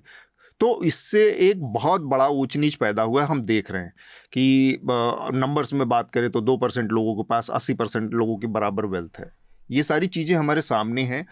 तब इसको एक समग्रता, होलिस्टिक उसमें देखने के बाद हमें ये चीज़ समझनी चाहिए कि नहीं, एक उसकी लिमिट हो सकती है, उसका एक तरीका हो सकता है, उसका एक सेफगार्ड हो सकता है, उसका एक रेगुलेटरी मैकेनिज्म हो सकता है, लेकिन ऐसा नहीं हो सकता कि एक आदमी 2.5 लाख, 5 लाख, 10 लाख करोड़ रुपए के उसके अंबार पे बैठा है और दूसरा एक आदमी उसी देश में, उसी के बगल में नीचे सड़क के ऊपर फुटपाथ पर सो रहा है और सुबह से शाम।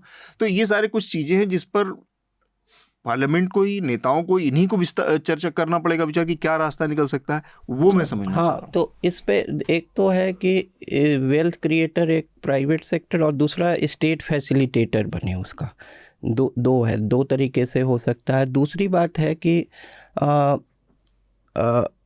जो लिबरल इकोनॉमिस्ट हैं वो वर्ल्ड बैंक, IMF का हो डेटा या फिर नीति आयोग का हो, दोनों इस बात से सहमत हैं कि पिछले 30 सालों में भारत सबसे ज़्यादा जो है पहले के मुकाबले में गरीबी से लोगों को बाहर निकालने में कामयाब हुआ है। तो जो जिसको बोलते हैं एब्सोल्यूट पॉवर्टी से, तो रिलेटिव पॉवर्टी अभी भी है लेकिन एब्सोल्यूट पॉवर्टी से निकालने में कामयाब हुआ है। तो ये सिर्फ राष्ट्रीय संस्थाएं नहीं, अंतर्राष्ट्रीय संस्थाओं का भी डेटा दिखाता है।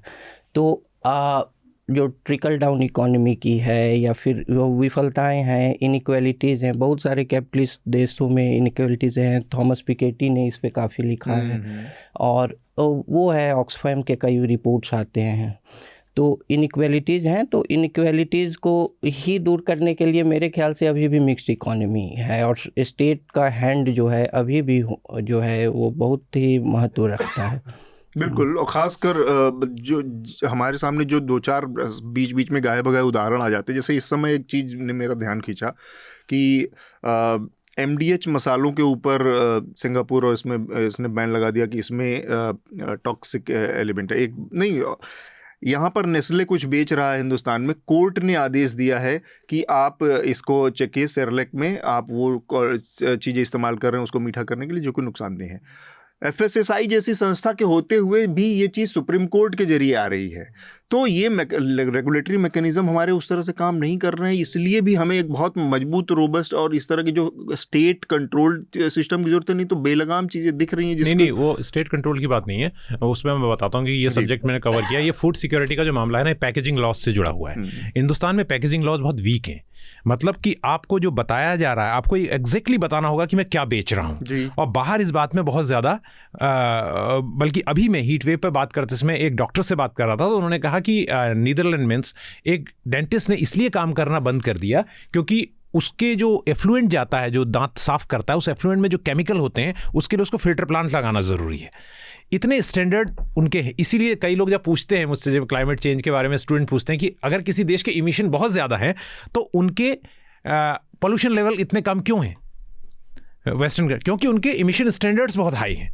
वो बाहर जो है, स्ट्रेटोस्फीयर के बाहर जो है, वहाँ तो इमिशन भेज रहे हैं, पर अपना जिसमें वो रहते हैं, जिस वातावरण में वो रहते हैं, वो साफ रखते हैं। पहली चीज़ ये है। तो ये एक अलग विषय है, इस पर कभी लंबी बात की जा सकती है, लेकिन मैं एक लाइन कह के अपनी बात खत्म करो 20 सेकंड में। जो मैंने पूरी बात ये कही थी अभी कैपिटलिस्ट, वो सिर्फ इसी अंदाज में कही थी कि कुछ पत्रकार खासतौर से, और मैं कोट एंड को सेलिब्रिटी पत्रकार, they take a lot of liberty to speak anything. ये बात मैं कहना चाहता हूँ, और ये बड़ा एंग्विश वाला, क्योंकि आप इतनी मेहनत से कुछ भी कह के वो निकल जाते हैं। तो ये टर्म जैसे अभी इन्होंने बहुत आराम से और बढ़िया तरीके से समझाया आनंदवर्धन ने, वो इस तरह से बात नहीं करते। वो एक लाइन लेते हैं मार्क्सिस्ट जैसे एक बहुत डेनिग्रेटिव वर्ड। अरे you have flourished under this kind of Nehruvian policies. कई लोग कॉलम बाय कॉलम लिखते हैं। सो बस इतनी बात मुझे कहनी। और इसमें भी नेस्ले में एक बात क्लियर रखिए, जो उन्होंने कोई लॉ ब्रेक नहीं किया है। जो शुगर का लेवल बॉर्नवीटा में या सेरेलैक में है वो प्रिस्क्राइब्ड है। हाँ, अंडर लॉज, हमारे लॉज बड़े वो नाउ दे अब वो जग रहे हैं, अब उठ रहे हैं कि ये समझिए कि ये लोग गलत था। अब उसको लॉ में जब तक वो सुधार नहीं करेंगे वो कुछ नहीं कर सकते नेस्ले और जब PM 10 का जो लेवल या PM 2.5 का जो लेवल इंडिया में है, वो लेवल से आप क्या कोरिया में कर सकते हो? मतलब हमारे लेवल ही बहुत डेंजरस है, बहुत ही खराब है। अब इसी लेवल के बात पे हम थोड़ा सा अपने मुद्दे पर वापस आते हैं। काफ़ी हम लोगों ने डाइवर्स विषयों पर बातचीत कर ली इस चर्चा में। कुछ लेटर्स भी हैं हमारे पास सब्सक्राइबर्स के। मैं उन लेटर्स को भी पढ़ लेता हूं और फिर हम अपने अगले विषय की तरफ बढ़ेंगे। वो भी बहुत महत्वपूर्ण 2 विषय हैं। एक ऑस्ट्रेलिया की जर्नलिस्ट थी, उनको वीज़ा रिन्यू नहीं हुआ उनका, टाइम से हुआ लेकिन तब तक उन्होंने अपने वापसी का बंदोबस्त कर लिया था और उसमें कई सारे विवाद हुए। तो उस पर भी थोड़ा सा हम बातचीत करेंगे। इसके अलावा सूरत में, जो कि गुजरात का एक बड़ा औद्योगिक शहर है, वहाँ पर लोकसभा चुनाव से पहले ही भारतीय जनता पार्टी के जो उम्मीदवार थे उनको विजेता घोषित कर दिया गया, क्योंकि अपोजिशन में जितने भी उम्मीदवार थे सब के सब ने अपने पर्चे विड्रॉ कर लिए और जो कांग्रेस पार्टी का उम्मीदवार था उसका पर्चा खारिज हो गया। तो ये भी एक मदर ऑफ डेमोक्रेसी में जो लोकतंत्र का उत्सव चल रहा है उसका एक हिस्सा है। मैं जल्दी से कुछ हमारे सब्सक्राइबर्स के लेटर्स जो हैं उनको पढ़ देता हूँ। इस बार काफ़ी सारे लेटर्स भी हैं हमारे पास। तो शुभांकु कोचर हैं, Thank you very much for the wonderful discussion that you do in Hindi every week. I wait for each episode and curiously thank you, Shubhanku. My suggestion is that why don't you start more podcasts which are theme based? For example, you can one exclusive podcast in British Empire and its contemporary implications in Indian context, obviously in Hindi. Likewise, you can do another podcast in climate change because you have an expert within your media house. I'm sure you can pull a fund and resource for the same. This way will become more relevant and accessible to youth. Like BBC and CBC, I suggest you do dramatized series as well in form of podcast on either historical characters or social issues. If people can take subscription or OTT, they'll take subscription of News Laundry as well. But तो शिवांकु, इस पे पिछले हफ्ते भी हमें एक letter आया था और उन्होंने भी कहा था कि हम हिंदी में क्लाइमेट जैसे विषय पर एक पॉडकास्ट बनाए, बहुत डिटेल और विस्तृत। तो हमारे यहाँ एक फॉर्मेट है उसके लिए, LTE के नाम से लेट्स टॉक अबाउट एक पॉडकास्ट है, और ये आपका आइडिया इस लिहाज से हमारे लिए अच्छा है कि इस पर लगातार कई लोगों के ओपिनियन आ रहे हैं। तो हमने ये सोचा है, मतलब विचार के तौर पर इन प्रिंसिपल हम इस पर वो आगे बढ़े हैं कि लेट्स टॉक अबाउट एनवायरनमेंट और लेट्स टॉक अबाउट क्लाइमेट। इस पर हम एक बहुत विस्तार से पॉडकास्ट करने वाले हैं और उस पर हृदय हमारे साथ हैं, तो वो उनका इनपुट तो रहेगा। हृदय, आप क्या सोचते हैं इसको लेकर? हाँ, बस यही है, मैं जो सुनना चाहते हैं उनसे कहता हूँ कि इन्वायरमेंट और क्लाइमेट चेंज ये दोनों एक साथ चलने वाली चीज़ें हैं, पर उनको ये भी समझना चाहिए कि इनमें एक बहुत बारीक लाइन भी है। अगर आप हर चीज़ को क्लाइमेट चेंज का नतीजा कहना शुरू करते हैं तो उसके बाद फिर वो चीज़ डाइल्यूट भी होने लगती है। तो इसका अध्ययन जब करेंगे या कभी हम ऐसा मौका आएगा बताएंगे। मैं पहले भी बीच बीच में कहता रहा हूँ संक्षेप में, तो वो समझना जरूरी है। तो अमर का अगला लेटर है। अमर ने मुझे स्पेशली उन्होंने कहा कि थोड़ा तुम औकात में रहा करो नहीं, थोड़ा चुप रहा करो। उन्होंने कहा दिस इज रिगार्डिंग चर्चा 315। I thought Vikas made very important intervention, but he was cut short each time. His first intervention was how BJP is choosing only those turncoats who have their own vote bank in northern India, but he was cut short by Atul. I guess it will be more fruitful if Atul curb himself. और इसके बाद otherwise great work, lots of appreciation Shardul, Atul, ये वो काफ़ी से। तो इसमें मैंने उसको सुना, मुझे लग रहा था कि अपना जो पॉइंट था विकास का, वो पूरा करने के बाद विकास फंबल्ड। तो मुझे लग रहा था कि he was either not able to get appropriate word या कंप्लीट कर चुका है। तो वहाँ पर मैंने वो सुना, बट हाँ फिर भी 4-5 सेकंड का पॉज देना चाहिए बीच में, लेकिन पॉडकास्ट में वो 5 सेकंड का पॉज बहुत भारी पड़ता है लोगों को। एनीवे, तो आई एग्री, आगे से इसको ध्यान रखा जाएगा। अंशुल, आप हम लोग को भी बहुत रोकते हैं, हम ऐसे जो श्रोता है उनके जरिए आपके लिए भी और लिखवाएंगे। बस ठीक है, आपको काबू में न किया जाए तो पूरा पॉडकास्ट में आप ही बोलते हैं। आप खुद ही नाम बदल के लिख बदल ले हाँ, टेक्नोलॉजी का मामला तो अब इतना है कि आप कुछ भी कर सकते हैं, तो एक ईमेल आईडी तो बनानी है बस। नहीं, ऐसे बहुत चाहने वाले हैं जो लिख देंगे हमारी ओर से। अंशुल रावत का लेटर है। नमस्ते एनएल चर्चा के सभी सदस्यों को। पिछली चर्चा में जो शार्दुल ने कहा, मैं उससे सहमति रखता हूं कि पर्यावरण के संरक्षण के प्रति बातें करने और उसको पॉलिसी लेवल पर लागू करने में ज़मीन और आसमान का फ़र्क है, परंतु मेरा सिर्फ यही कहना है कि जिस बहुमत के साथ केंद्र में सरकार है और कई राज्यों में भी भाजपा की सरकार है, इससे उन्हें इस विषय पर कोई पॉलिसी लाने में कठिनाई नहीं होनी चाहिए। पर मालूम है जब तक ये चुनावी मुद्दा नहीं बनता, इस विषय में कोई उंगली भी नहीं उठाता। ये कह रहे हैं शार्दुल तक ये लेटर तो हम पहुँचाएंगे, शार्दुल का भी ओपिनियन इस पर लेंगे, पर अगर आप कहना चाहें कि पॉलिसी और बात इसमें बड़ा नहीं, सवाल ये है कि इन्वायरमेंट की बात पर चुनाव इसलिए नहीं लड़े जाते क्योंकि चुनाव में पैसा उद्योगपति लगाते हैं और वो इन्वायरमेंट को प्रोटेक्शन को इम्पेडिमेंट मानते हैं। हम ये कहते हैं कि बात इस पर होनी चाहिए कि क्या इन्वायरमेंट एसेट नहीं है।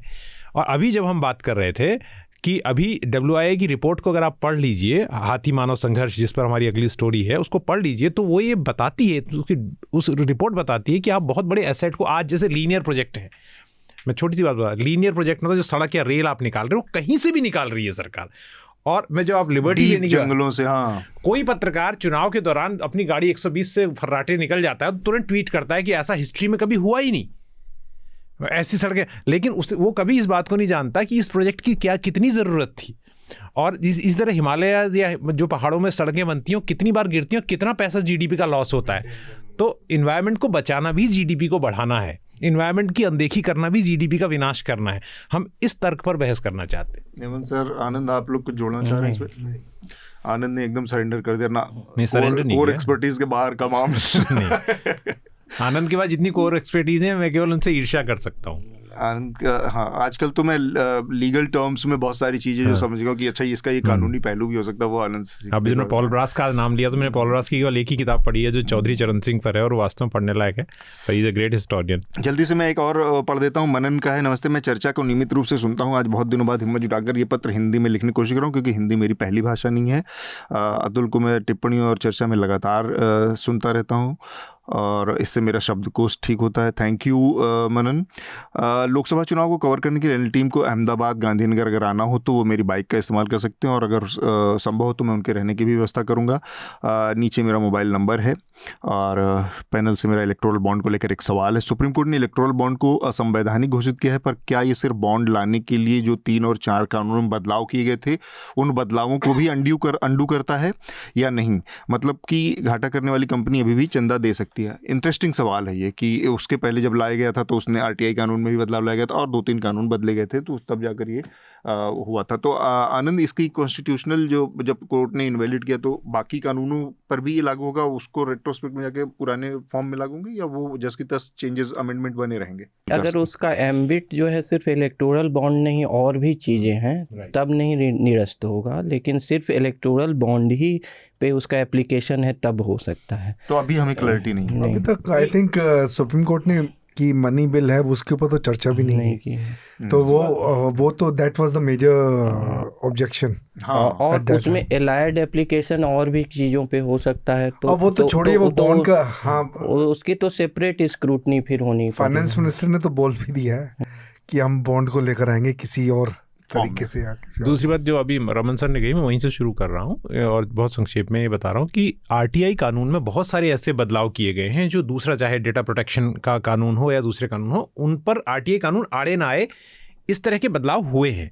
तो जिसके लिए एक्टिविस्ट लड़ रहे हैं, बात ट्रांसपेरेंसी एक्टिविस्ट लड़ रहे हैं और बात कर रहे हैं। जो आनंद ने कही, कॉन्स्टिट्यूशनल पोजीशन यही है कि वो कानून में जो बदलाव हुआ था, क्या वो सिर्फ इसको इनेबल करने के लिए हुआ था, या उसका जो कार्यक्षेत्र है वो बड़ा था? अगर बड़ा था तो we will have to look at it. अगर वो इसमें था तो वो तो वैसे ही डिफंक्ट हो गया। लेकिन फिर वही बात आती है कि सर, आप कानून बदल के अगर दोबारा से इस चीज़ को लाओगे तो वो तो वो तो ये चुनाव के नतीजों के बाद हमें पता चलेगा। ठीक बात है।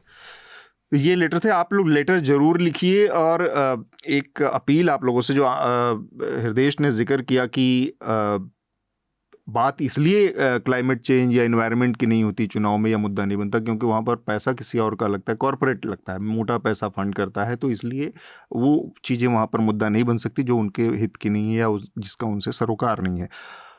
न्यूज़ लॉन्ड्री आपसे इसी से मिलती जुलती एक बात कहने जा रहा है कि खबरें भी इसी तरह से हैं। खबरों को विज्ञापन के रूप में जो पैसा मिलता है, अगर वो कॉरपोरेट से मिल रहा है, सरकारों से मिल रहा है, तो एक बहुत बड़ा इसका साइड इफ़ेक्ट ये होगा कि फिर वो उनके ही हित की बात करेंगे, उनको जो खबरें सूट करेंगी, उनके जो हित में चीज़ें होंगी, उन्हीं को आपको दिखाई जाएंगी, वही आपको बताई जाएंगी। वो खबरें जिसके लिए जर्नलिज्म की ज़रूरत है, पत्रकारिता की ज़रूरत है, पब्लिक इंटरेस्ट जर्नलिज्म, जनहित की पत्रकारिता, वो चीज़ें फिर कहीं ना कहीं पीछे छूट जाएंगी। वो तभी होगा जब खुद आप, यानी कि इस देश के लोग, नागरिक, जनता, वो खुद इसमें इन्वेस्ट करे, वो खुद निवेश करे। न्यूज़ लॉन्ड्री में एक प्रयास है हम लोगों का कि एक पब्लिक इंटरेस्ट जर्नलिज्म का प्लेटफॉर्म बने, वो प्लेटफॉर्म जो अपने सब्सक्राइबर्स की मदद से चले, किसी प्रायोजित मनी से नहीं चले, किसी विज्ञापन के पैसे से नहीं चले, आपके सब समर्थन से, आपके सब्सक्रिप्शन से चले। हमारे तमाम इस समय इलेक्शन फंड चल रहे हैं news laundry, the news minute के। इसके अलावा समय समय पर हमारे अलग अलग NL सेना प्रोजेक्ट आते रहते हैं, और इन जनरल न्यूज़ लॉन्ड्री के सब्सक्रिप्शन के तौर पर आप हमारी मदद कर सकते हैं और एक जनहित का, पत्रकारिता का मंच खड़ा करने में मदद कर सकते हैं हमारी। तो न्यूज़ लॉन्ड्री को ज़रूर सब्सक्राइब करें ताकि गर्व से कह पाएँ, मेरे खर्च पर आज़ाद हैं खबरें। हम अपने आखिरी विषय की तरफ बढ़ रहे हैं, जो कि एक ABC न्यूज़ की जर्नलिस्ट थी अवनी दायस। उनको उनका ये बयान आया कि भारत सरकार ने उनका समय से वीज़ा रिन्यू नहीं किया और उसकी वजह से उन्हें देश छोड़ना पड़ा, और उस बाबत उन्होंने अपना पक्ष रखते हुए एक पॉडकास्ट में सारी बातें लिखी हैं। दूसरी तरफ सरकार का पक्ष आधिकारिक तौर पर नहीं आया है, लेकिन सूत्रों के MEA के जो सूत्र हैं उनकी तरफ से वो पक्ष आया है कि इस मामले में जब ऑस्ट्रेलिया के हाई कमीशन से डिप्लोमेटिक चैनल से उनके पास एप्लीकेशन आया था और बात हुई थी, तभी उन्होंने रिन्यू करने का फैसला कर लिया था, और उनको यानी अवनी दास को उन्होंने मैसेज कन्वे कर दिया था, और 20 अप्रैल को उनको देश छोड़ने से पहले उनको 18 तारीख को इत्तला दी गई थी, यानी एक दिन के आगे पीछे की बात है। तारीख में मुझे थोड़ा सा गफलत हो रही है, तो एक दिन आगे पीछे, लेकिन तब तक उन्होंने क्योंकि आखिरी मोमेंट तक कुछ क्लैरिटी नहीं थी, तो अवनी दास का ये कहना है कि उन्होंने अपनी पैकिंग कर ली थी, और ये बहुत उनके लिए मुश्किल भी फैसला था, क्योंकि सब कुछ समेट कर यहाँ से उनको देश छोड़कर जाना था। ये एक विवाद है। कुछ दिन पहले आज फरवरी महीने में भी इस तरह की स्थिति आई थी, जब एक फ्रेंच जर्नलिस्ट को भारत इसी तरह के वीज़ा रिन्यूअल के मसले पर छोड़ना पड़ा था। साल भर के करीब पहले की बात है, जब एकदम आखिरी समय तक श्रीलंका को कवर करने वाले जो BBC के जर्नलिस्ट थे 2, उनका वीज़ा रिन्यूअल का मसला भी इसी तरह से फंसा था। तो सरकार, ये वो लोग हैं जो थोड़ा क्रिटिकल वॉइस रखते हैं सरकार की नीतियों पर, सरकार के कामकाज पर उस तरह के नज़र रखते हैं, थोड़ा आलोचनात्मक दृष्टि से उसके कामकाज को देखते हैं। तो सरकार वीज़ा जैसी जो बहुत ही जटिल एक कानूनी प्रक्रिया भी है, और उसके बिना एक बड़ा अपराध भी है कि उसमें किसी तरह की गड़बड़ी हो जाए तो विदेशी आदमी के रहने और न रहने का एक बड़ा मसला होता है, उसको एक तरह के हथियार के तौर पर इस्तेमाल कर रही है, या एक स्वाभाविक प्रक्रिया। जैसे हम अवनी दास के मामले की बात करें तो इन्होंने जो कनाडा में एक सेपरेटिस्ट सिख लीडर थे, निज्जर की हत्या को लेकर एक डॉक्यूमेंट्री बनाई थी, और उनको ये कन्वे किया गया था कि ये ठीक नहीं है और सरकार को इससे नाराज़ है, और ये इसमें जो चीज़ें दिखाई गई वो फैक्चुअली ये ठीक नहीं है और इससे भारत के हितों को नुकसान पहुंचता है।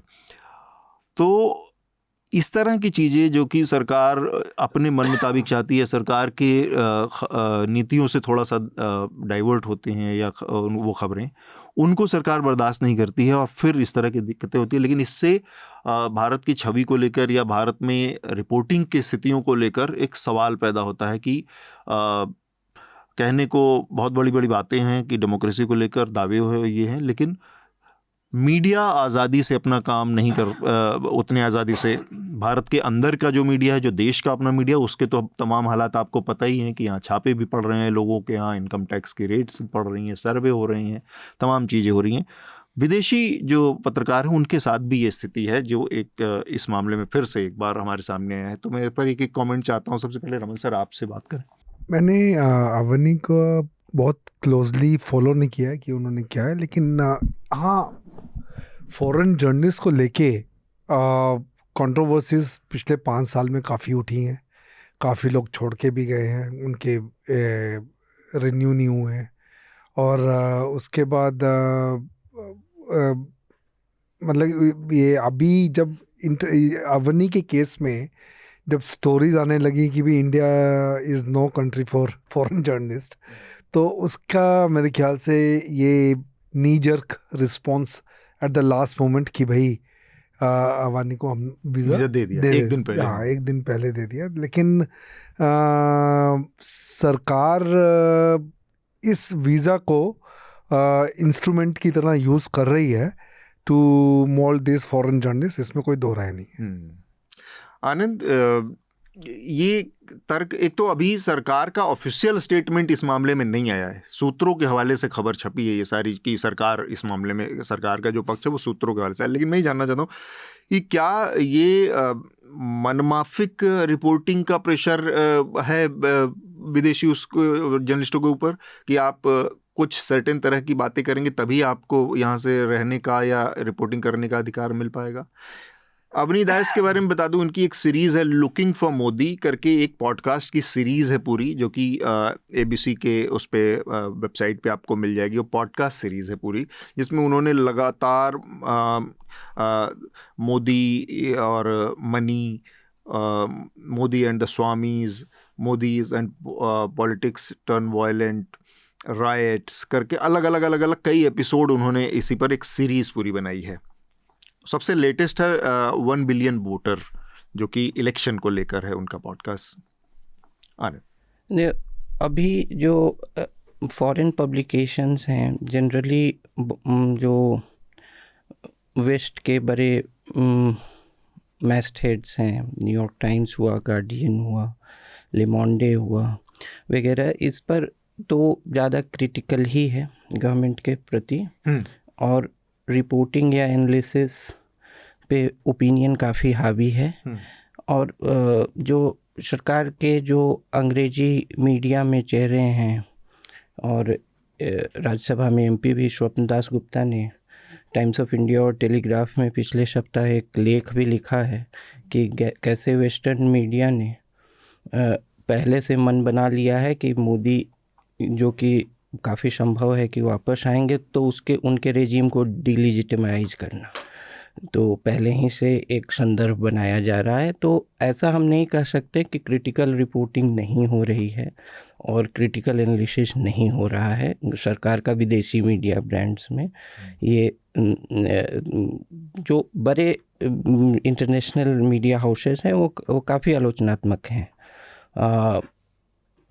इकोनमिस्ट भी उसमें है। इकोनमिस्ट ने तो 2014 में बैट भी किया था कि मतलब जो उनका लीडर एक छपा था उसमें वो कई बार इंडोर्स करते हैं कि इनको, तो उन्होंने कहा था कि Rahul Gandhi less harmful option होंगे, मतलब कि ये है। दूसरी बात है कि इस पर अभी बात है कि अभी के संदर्भ में जैसा कि कुछ कहा जा रहा है कि अभी माहौल बनाया जा रहा है कि विदेशी पत्रकारों का काम करना मुश्किल किया जाए, तो उस पे एक संदर्भ ये है। और दूसरा है विदेश मंत्रालय का जो आप बता रहे थे उनका जो है, तो अब बेनिफिट ऑफ डाउट किसको दिया जाए, तो ये बहुत ओपिनियन से गाइडेड होगा, इसमें खेमा बटा रहेगा। और तीसरी बात है कि इसमें अगर सरकार की ऐसी नीति है तो मेरे ख्याल से ये एनाक्रोनिस्टिक है, इसका इस युग में कोई स्थान नहीं है, क्योंकि ये 70-80 का युग नहीं है। किसी भी चीज़ को बाहर आने के लिए अब हज़ारों स्रोत हैं, और अगर आप किसी चीज़ को दबा रहे हैं तब तो और लाखों स्रोत हैं। तो अगर ये सरकार की नीति है तो ये बहुत ये नीति तभी कारगर आज के ज़माने में हो सकती है जब आप चाइना या फिर उत्तर कोरिया एक तरह से लिमिटेड एक्सेस इंटरनेट टेक्नोलॉजी कर दे, बंद कर। क्रिटिकल है वो, बाहर से तो कोई भी क्रिटिसिज्म कर सकता है, लेकिन इंडिया में आके काम करते हुए क्रिटिसिज्म करना तो उस पे अटैक हो रहा है। उसपे मतलब कि वाशिंगटन पोस्ट में वीजा को वेपनाइज कर दिया ना आपने। वाशिंगटन पोस्ट वगैरह में जो निया मशीह वगैरह लिखती हैं, कई बार बहुत फैक्चुअल भी नहीं रहता है, लेकिन वो तो बाहर दिल्ली में ही रहती हैं, तो लिख ही रही हैं इतने दिन से। और तब तय होगा ना जब उनका वीजा रिन्यूअल का टाइम आएगा। वो तो इंडियन है, एनडीटीवी में थी। अच्छा वो इंडियन, तो वीजा उनका वीजा का प्रॉब्लम नहीं होगा। हाँ, तो कोई भारतीय है तो उसको वीजा। हाँ, तो और भी कई चीज़ें हैं, तो ऐसा नहीं, कुछ लोग तो अभी भी यहाँ काम कर ही रहे हैं, तो अब है। मुझे बस इसमें आप जो कह रहे हैं आनंद ना, ये ठीक बात है कि आप विदेशी मीडिया को एक स्केप्टिकल नज़र से देख के, उसकी नज़र से देखें, लेकिन ये जो स्वपन दास गुप्ता जैसे का जो उदाहरण आप दे रहे हैं, ये ऐसे लोग हैं कि मतलब इस बात को भी क्या ही कहा जाए कि यही टाइम मैगजीन 2013 में मोदी को बताए थे मोदी मीन्स बिजनेस, और ये लोग सर पे लाद के कूद रहे थे, भाग रहे थे कि विदेश, और अब तो रिकॉग्निशन मिल गया, ये इंटरनेशनल मीडिया में मोदी जी को कौन रोक सकता। इन लोगों की बातचीत का कोई अर्थ है, कोई मतलब है, कोई वेट है बकवास का? 2-3 चीज़ों के साथ ये पूरा है। डेटा को लेके अगर अंतर्राष्ट्रीय एजेंसियों की डेटा जो है किसी के तर्क को सपोर्ट करती है तो वो उसको कोट करेंगी, नहीं तो उसका विरोध करेंगी। ये दोनों खेमों में है। पुलिस का बयान अगर किसी केस में अगर ये है कि भाई आप जिस लाइन नैरेटिव को सपोर्ट कर रहे हैं उसके पक्ष में है, तो आप कहिएगा कि भाई लेकिन पुलिस ने तो ऐसा कहा है, लेकिन दूसरी तरफ की नहीं, पुलिस की बात नहीं मानी जा सकती है, उसको संदेह से देखो। ये तो है ही, जब खेमों में आप बटे रहेंगे तो नहीं, तो एज ए जर्नलिस्ट मैं तो कहा कि उनका जो है वो तो जिस पार्टी का लाइन ले रहे हैं उसके सांसद भी हैं राज्यसभा में, तो ऑफ कोर्स वो उसी लेंस से देखेंगे। नहीं तो मैं तो आपके सामने इसीलिए उन्हीं के दोनों चेहरे रख दिए आपके सामने कि बता रहा हूँ कि ये तब क्या थे अब क्या है। दूसरी बात ये कि एज ए जर्नलिस्ट हम कैसे इसको इवेलुएट करेंगे, हम तो दोनों स्थितियों को ही रख के देखेंगे ना। ये थोड़ी कि आज हम एक पॉडकास्ट में बात कर रहे हैं और हम कह दें कि स्वपन दासगुप्ता ने इंटरनेशनल मीडिया को ऐसे कहा। दोनों पक्ष सामने है, अब बेनिफिट ऑफ डाउट देने की बात है कि किसको दिया जाए। हाँ, आप नहीं, मैं सिर्फ कह रहा हूँ कि बाकी बातें तो कवर हो गई। प्रेस क्लब ऑफ इंडिया ने इस पर एक स्टेटमेंट दिया था और उसमें उन्होंने ये कहा था कि हम चाहते हैं कि फैक्ट्स, जो आपने बात कही कि सरकार ने भी मुझे नहीं मालूम कि ऑफिशियल उनका कोई रिस्पॉन्स आया है, लेकिन सरकार ने कहा है कि सोर्सेज के माध्यम से पत्रकारों ने ट्वीट किया और कहा कि उन्होंने वीज़ा नियमों के वायलेशन किए, क्योंकि जब विदेशी पत्रकार यहाँ आते हैं या किसी भी देश में कोई दूसरे देश का पत्रकार जाता है। मैं साफ ही कर देता हूँ, उनके ऊपर ये आरोप लगा है अवनी दास के ऊपर कि उन्होंने जो डॉक्यूमेंट्री बनाई थी उसमें उन्होंने बाघा बॉर्डर पे कुछ चीज़ें शूट की हैं और साथ में एक अधिकारी से बातचीत की है, जबकि उनके पास बीएसएफ से कोई परमिशन नहीं थी, इसलिए उसको सरकार की तरफ से नोटिस मिला था। ये एक इलीगैलिटी अवनी दास की तरफ से आ रही है। इस बाबत न्यूज़ लॉन्ड्री ने एक रिपोर्ट की है और हमने एबीसी न्यूज़ से संपर्क किया, लेकिन उन्होंने उस पर कोई जवाब नहीं दिया। सिर्फ उनका ये स्टेटमेंट है कि वो अपने रिपोर्टर अवनी दास के साथ हर तरह से खड़े हैं। मैं यही बात बता रहा था आपको कि जब भी आप विदेशी ज़मीन पर रिपोर्टिंग करते हैं तो चाहे आप शॉर्ट टर्म वीज़ा पे हों, चाहे आप विदाउट वीज़ा हों, कई बार ऐसे भी पत्रकार जाते हैं जो ट्रैवल वीज़ा पे जाते हैं लेकिन वहाँ पर से रिपोर्ट फाइल करते हैं, और अगर रिपोर्ट इनॉक्यूअस है तो आपको कोई प्रॉब्लम नहीं होती। लेकिन अगर आपने ऐसे वीज़ा पे गए हैं जो वीज़ा आपको रिपोर्टिंग की इजाज़त नहीं देता और आपने काम किया, तो अगली बार आपको वीज़ा उस कंट्री का मिलने में प्रॉब्लम हो सकती है अगर वो बहुत बड़ी रिपोर्ट खड़ी आपको कोई विवाद हो गया। लेकिन अगर आप वहाँ के कल्चर पर रिपोर्ट करके आ रहे हैं, वहाँ कोई भंगड़ा कर रहा है, नाच रहा है, तो उससे कोई फर्क नहीं पड़ता है सरकारों को ना। अब मैं कह रहा हूं कि इस बात पे हमें ये संयम एज ए पत्रकार रखना चाहिए कि सरकार ने जो कहा है उसकी हम तलाशी, हमसे मतलब हम लोग से सारे लोग तलाशी करें, ये एक प्रॉब्लम। लेकिन कोई भी सरकार में, चाहे वो किसी देश की हो, कितनी ओपन हो, कहीं ज़्यादा लिबरल होगा, कहीं ज़्यादा कंजर्वेटिव होगा। विदेशी ज़मीन पर आप करते हुए ये समझ, जैसे भारत में, अगर मेरी जानकारी सही है रमन सर, आपको ज़्यादा पता होगा कि कश्मीर में जाके कोई भी विदेशी पत्रकार नहीं रिपोर्टिंग कर सकता। उनको जब आते हैं तो उन्हें बता दिया जाता है, मतलब कि उनको आप एंट्री नहीं कर सकते, ये Kashmir, this area where you can enter. अब कोई पत्रकार अगर जा, और ऐसे घटनाएं हुई हैं कि पत्रकार बाहर से आए और वो यहाँ से उन्होंने कोई एक जर्नलिस्ट को पकड़ा, उसके साथ काम किया एनोनिमसली और गए और अपने देश में जाके रिपोर्ट फाइल की। तो ऐसी स्थितियां होती है। पर इसमें मैं विद ऑल एग्रीइंग की इस बात पर सहमत होते हुए कि पत्रकारिता के हालात बहुत अच्छे नहीं हैं, सरकार को ये थोड़ा सा ये दूंगा कि मतलब ऐसा तमाम देशों में होता है, मैं इसको कंडोन नहीं कर रहा हूँ, लेकिन उस पर हमें क्या नियमों का उल्लंघन हुआ है इस पर। आज मैं अखबार में पढ़ रहा था कि ऑस्ट्रेलियन गवर्नमेंट ने कुछ थैंक यू भी, मतलब उनको शुक्रिया भी कहा है कि उनको जो कोऑपरेट किया गया और ये वो, तो डिप्लोमेटिक रिलेशंस भी एक तरह से आप कह रहे हैं कि पत्रकार के साथ खड़े हैं, लेकिन डिप्लोमेटिक रिलेशंस भी उनकी सरकार हमारी सरकार के साथ बिगाड़ना नहीं चाह रही। तो इसके साथ ही हमारा चर्चा का जो आज का समय है वो पूरा होने जा रहा है। हम रिकमेंडेशन की प्रक्रिया पहले पूरी कर लेते हैं। सबसे पहले मैं चाहूँगा आनंद आप रिकमेंड करें हमारे श्रोताओं को। नहीं, चूँकि आज चर्चा के दौरान वो लिबरलाइजेशन और ये सब इकोनॉमी पे बात हुई, तो 90 के दशक में जबकि लिबरलाइजेशन एक डेटी के तौर पे उभरा और रोरिंग 90s जिसको कहते थे, खगोलीकरण का स्वर्णिम युग, भौगोलीकरण का, खगोलीकरण भी बहुत लोग बोलते हैं, भौगोलीकरण, खगोल जी, वैश्वीकरण भी, वैश्वीकरण ज्यादा सही होता है। खगोल में तो शायद, खगोल में तो यूनिवर्स, हाँ यूनिवर्स का खगोलीकरण जो है एक व्यंग्यात्मक था। अच्छा, व्यंग्यात्मक तौर पे अर्थशास्त्री, उदारीकरण के लिए व्यंग्यात्मक में उदारीकरण कहा जाता था, क्योंकि उदारीकरण का बहुत बड़ा हिस्सा डेट पे जैसे कैपिटलिज्म के लिए वो कुछ खोज नहीं पाए तो कहते आवारा पूंजी है।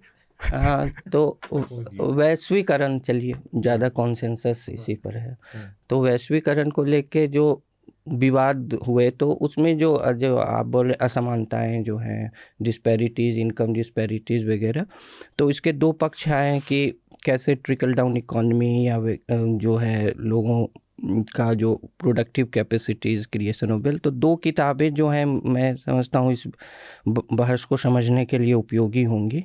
एक तो जोसेफ स्टिग्लिट्ज़ की ग्लोबलाइजेशन एंड इट्स डिसकॉन्टेंट्स, अच्छा नहीं, किताब आपने बदल दी, ठीक है।